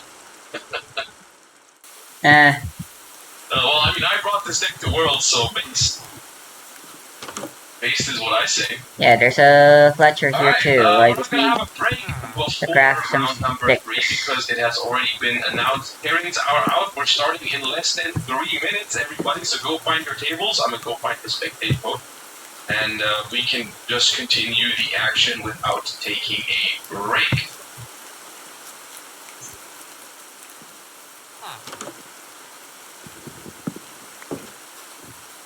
My deck was fun. I mean, we watched your game. Yeah, it was Melodious is fun. I liked it. I like Melodious a lot, actually. It's a very fun deck.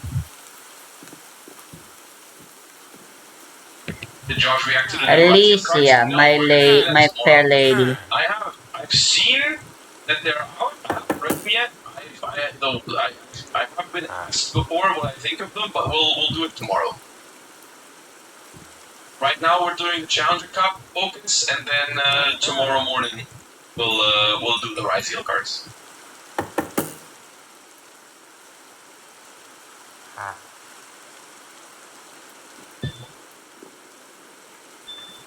Our business partnership will be a fruitful one. That I know for certain will be a fact. I'll come back. You got Tenpied. You know what? I'm a spectate table 9 just to find out if they're actually playing Tenpai or if they're an imposter.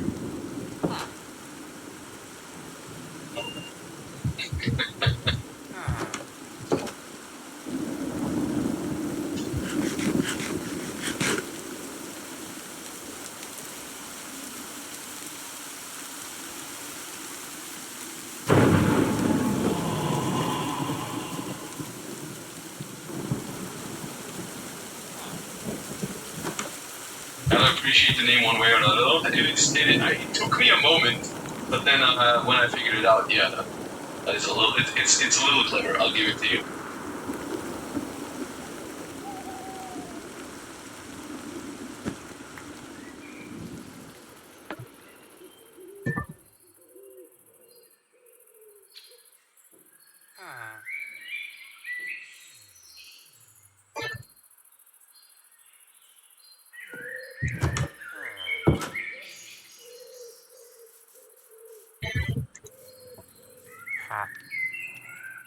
Alright, An and egg your time sandwich. starts now. Let's find out if you're a liar or not.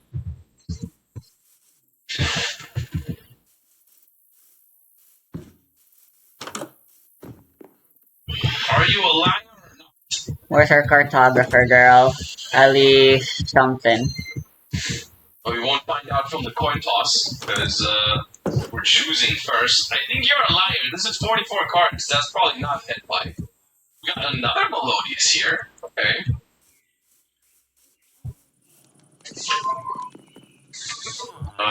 Refrain for couplet. Couplet effect to summon a level 4 lower Melodious from hand or graveyard. Hand in this case, because nothing's in the graveyard yet. Special out Canon. Skill couplet. Alright, Hunter. I've got a job offering for you. Interesting that they announced the couplet effect, because we could have just specialed that without needing to activate this once per turn ability, but Paper. Okay, I really should have fucking done my farming. you can only do it once per turn. That's true. The Canon special, so maybe we want to do it again. Alicia, how did you get all the way over Possible, here? yeah. Alright, yeah, I guess. That makes enough sense. We are fusion summoning Baja. We're gonna reset our scales. We're gonna summon one from the deck, which is likely Chopina, probably. It could also I'll be go over here Soprano. to the neighboring Soprano village. can't add anything back at the moment, but I guess we do want to fusion summon. We're probably gonna. Oh, okay. I see what we're doing. We're probably gonna make it 12 here.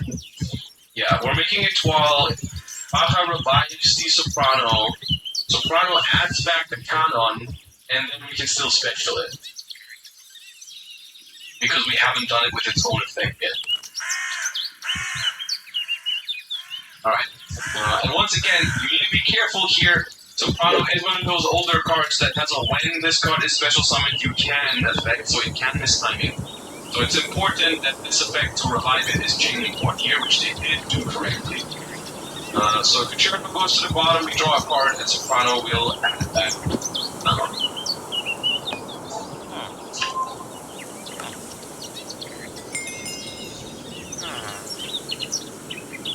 And now we special that, and we either fuse with this or we link the link 2.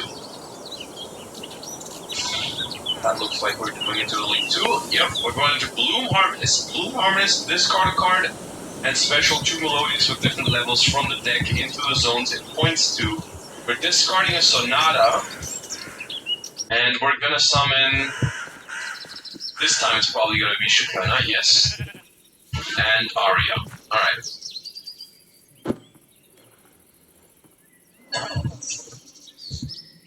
Yeah, I figured that's what we were supposed to do next. More Melodious when it's generally not very good into the sea or both the Charmies. You're right, it is an interesting choice, yeah. Maybe it is because Herald of Orange Light just recently went to 3. So people want to mess around with that, because it is a very powerful card in this deck, and it technically does give this deck more outs than other decks to those cards. So if you really want to max out on all of those things, you would have potential ways to answer Maxi in like 3 Ash Blossoms, 3 Herald of Orange Lights, 2 Called By, and Cross Out. So that'd be 9 ways to stop it, which is a lot. Maybe that's why people are gravitating towards it right now. Yeah. Well, we've got pretty much the board we are aiming for here. We've got Aria for targeted battle protection, we've got a triple graveyard banish from Schuberta, and we've obviously got the Etoile, banish your own stuff and bounce the same amount of cards for your opponent. Looks like you're a liar. That's not a 10 by card.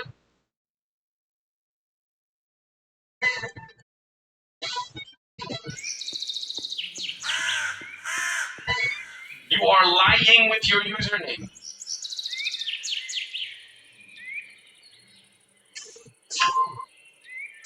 Which, to be honest, is literally always the case. I have never seen someone who's called Tenpai and then actually played Tenpai. It was always a lie. every single time any username is 10-5 related, it's not 10-5.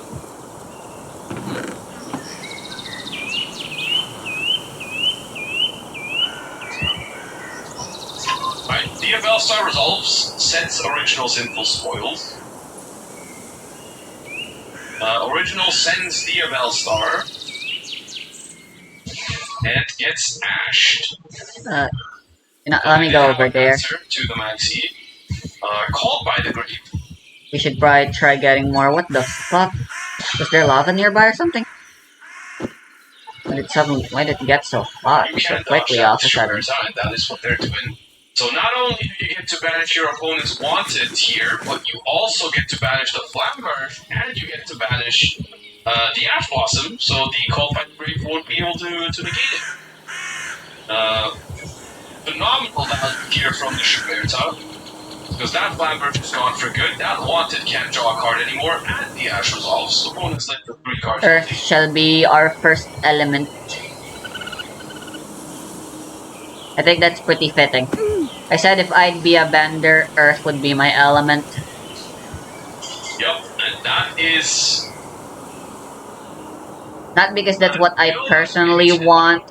I'd want to be an airbender. I could have won that game. But you chose to lie with your using. But you got karma. Alright. Let's hop into table 12 over here.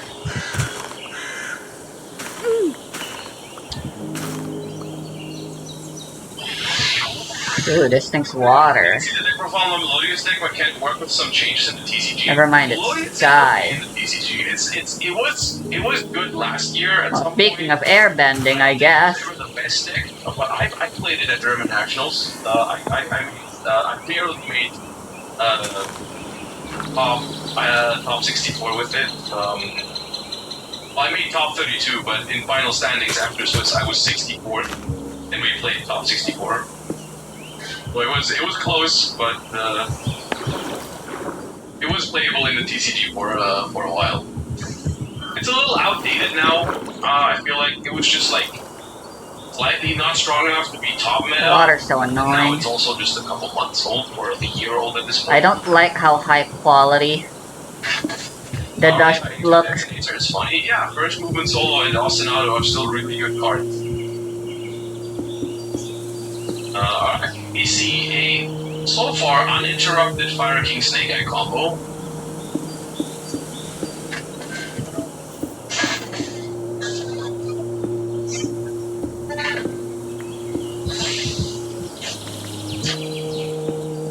We're making Sunlight Wolf, and we are probably going into an Eco Cockroach Soul line here, or just Promethean Princess, which we haven't gone through yet. We add back Kira into the hand for next turn, which is good.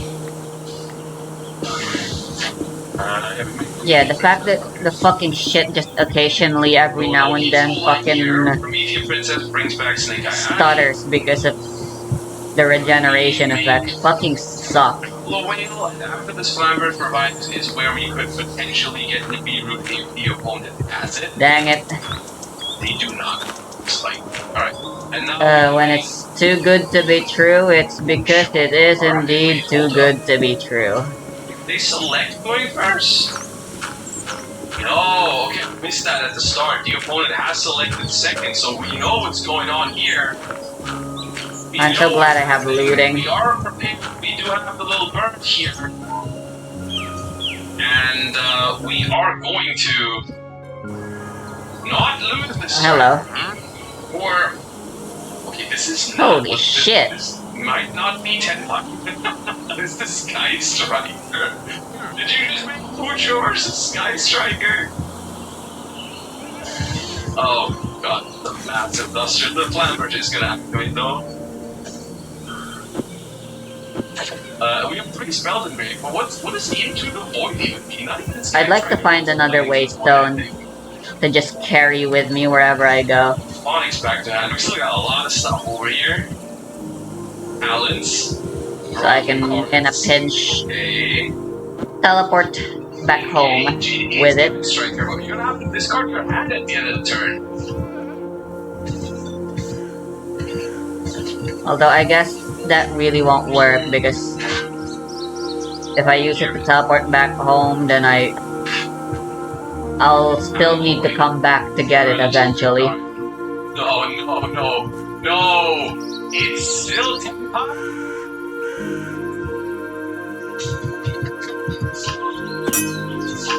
You've got to be kidding me.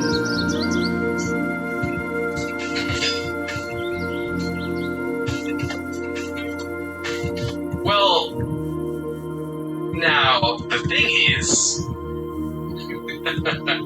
they are not gonna lose this turn. But are they actually in a winning position? I don't think so. I mean, especially if they play Runny Rose Dragon.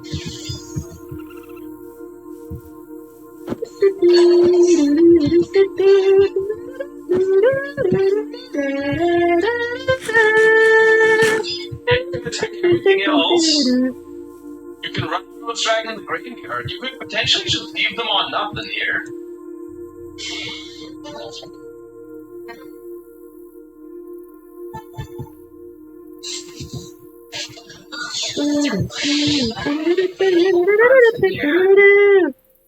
Wait.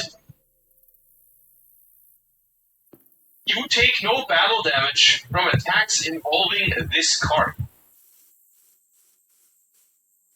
They could just lose by getting attacked. I guess the black's like neutral or something.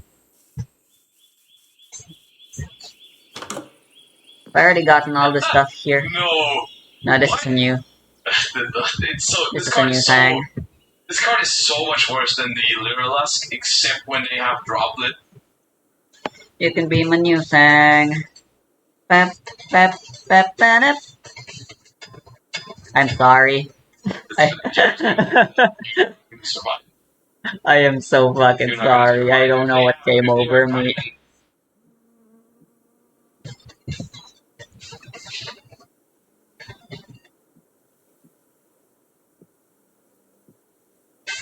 Yep, that's game. Nice food show. Come on. Come on. At that point, just play the Lyrilisk, dude. If they got Imperm, they got Imperm. Or Droplet, rather.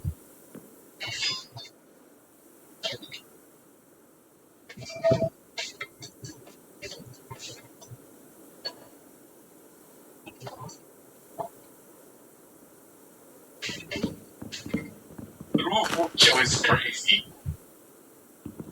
Mucho is illegal.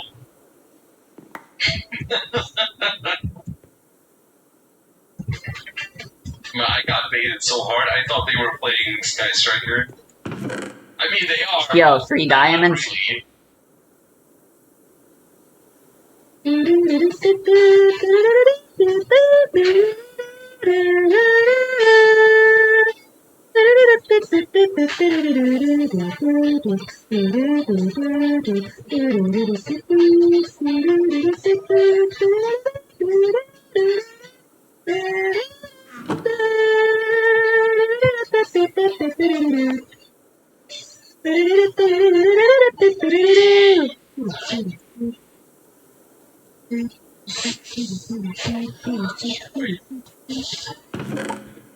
Saving us some extra steps. I am You fucking don't wearing go through these the little step leggings. You just go like.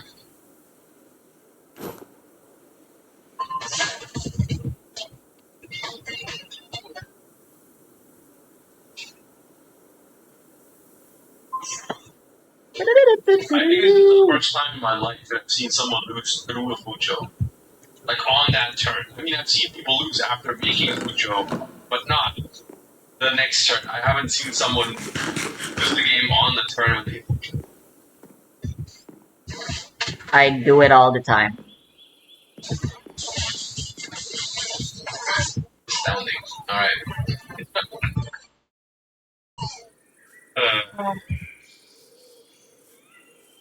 Alright, how much time is left? 5 minutes? Alright, let's go and off, see if anything else is still running. Alright, let's see what we've got here.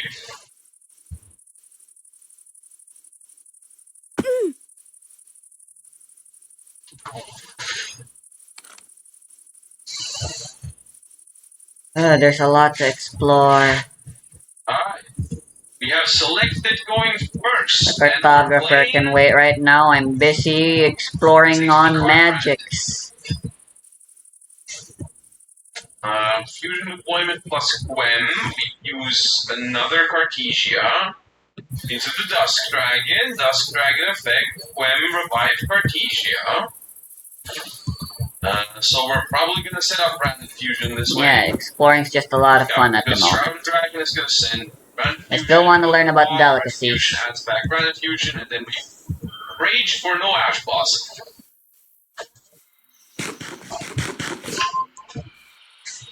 You know what? Alright, wish has been granted. Branded Fusion resolves, summons Albion. Albion banishes Artesia and Albaz to make Sanctifier. Alright, we on some Let's save and blocking quit technique, and I think. Blue Bellion, go Furious check out Albion, Blue Bellion everything effect, about place the Branded like Loss, set mod 1 and in series. Albion set Branded Banishment. Looks like we drew the Branded Red. Oh no, we don't have a target. Okay. Cornfield Kotol. We're following up on our video on defensive Pokemon ruined by their typing. Previously, we went over some pretty obvious choices. Nothing wrong with that, of course. They must be mentioned. But for the sequel, we decided to spice things up. Call us Paul Atreides. Today, we're not focusing on completely wretched Pokemon whose typing never gave them a chance. We're looking at Pokemon that their typing positive are held back. We decided to branch out in our selection. As fun as it would be to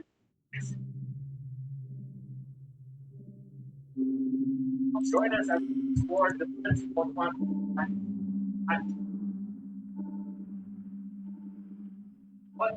I forgot I was here. A hard time finding holiday gifts. Well, lucky for us, Rich Wallet is up to 47% off some website. Wallet. I guess I should learn about apotheosis as well, shouldn't I? And hold up to 12 cards and still have room for cash. It's those bulky wallets like I did, and an amazing slim wallet that's also very durable, made out of materials such as titanium or fiber, plus colors and styles. Here we are. You know, there's a good. But Wish doesn't only have wallets; it also has keys. Oh, it's also fit in your pocket for holds 1 to 6 keys and prevents them from moving.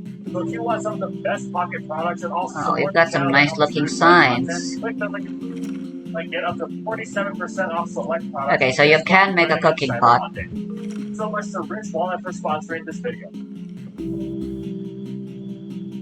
It still requires bricks. I assume you put it on top of a stove. Tell me that was briefly and for me as an album for that was seller. And in the generation. Let's get out of here. I don't like it here. Almost single-handedly held the metagame together again. Yes, the very thing. For Celebi had a full of successful creation. Frog point frog. He is one of the best in the game. Like other ratings going Oh, cool, a village. Your lens is so status.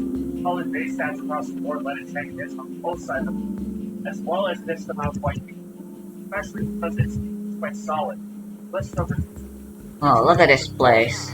water fight ground. As such, defensive any Celebi handles. No, for example, it's very quadruple long still one. Okay, Henry's son survived the independent and the sand damage to the hollow. While in Gen 4, the shrugged off fly gun. Unfortunately, no chef.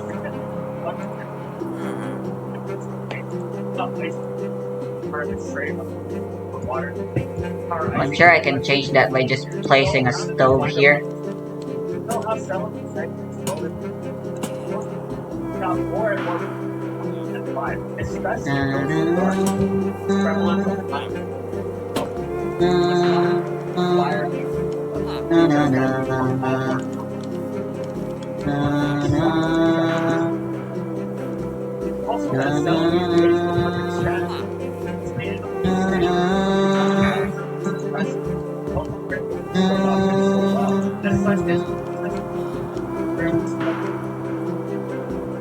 Going out of the way to target Celebi. Let's sit on the ledge. Celebi's type is also has overall ability of the ability to strike back. Additionally, that but over there,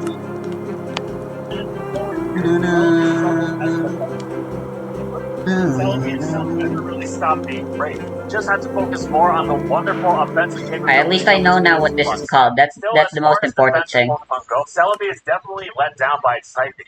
Weaknesses are just too prevalent for what its stats are. The latter, along with its great move pool, could still function just fine if it wasn't getting harangued by huge super effective hits at every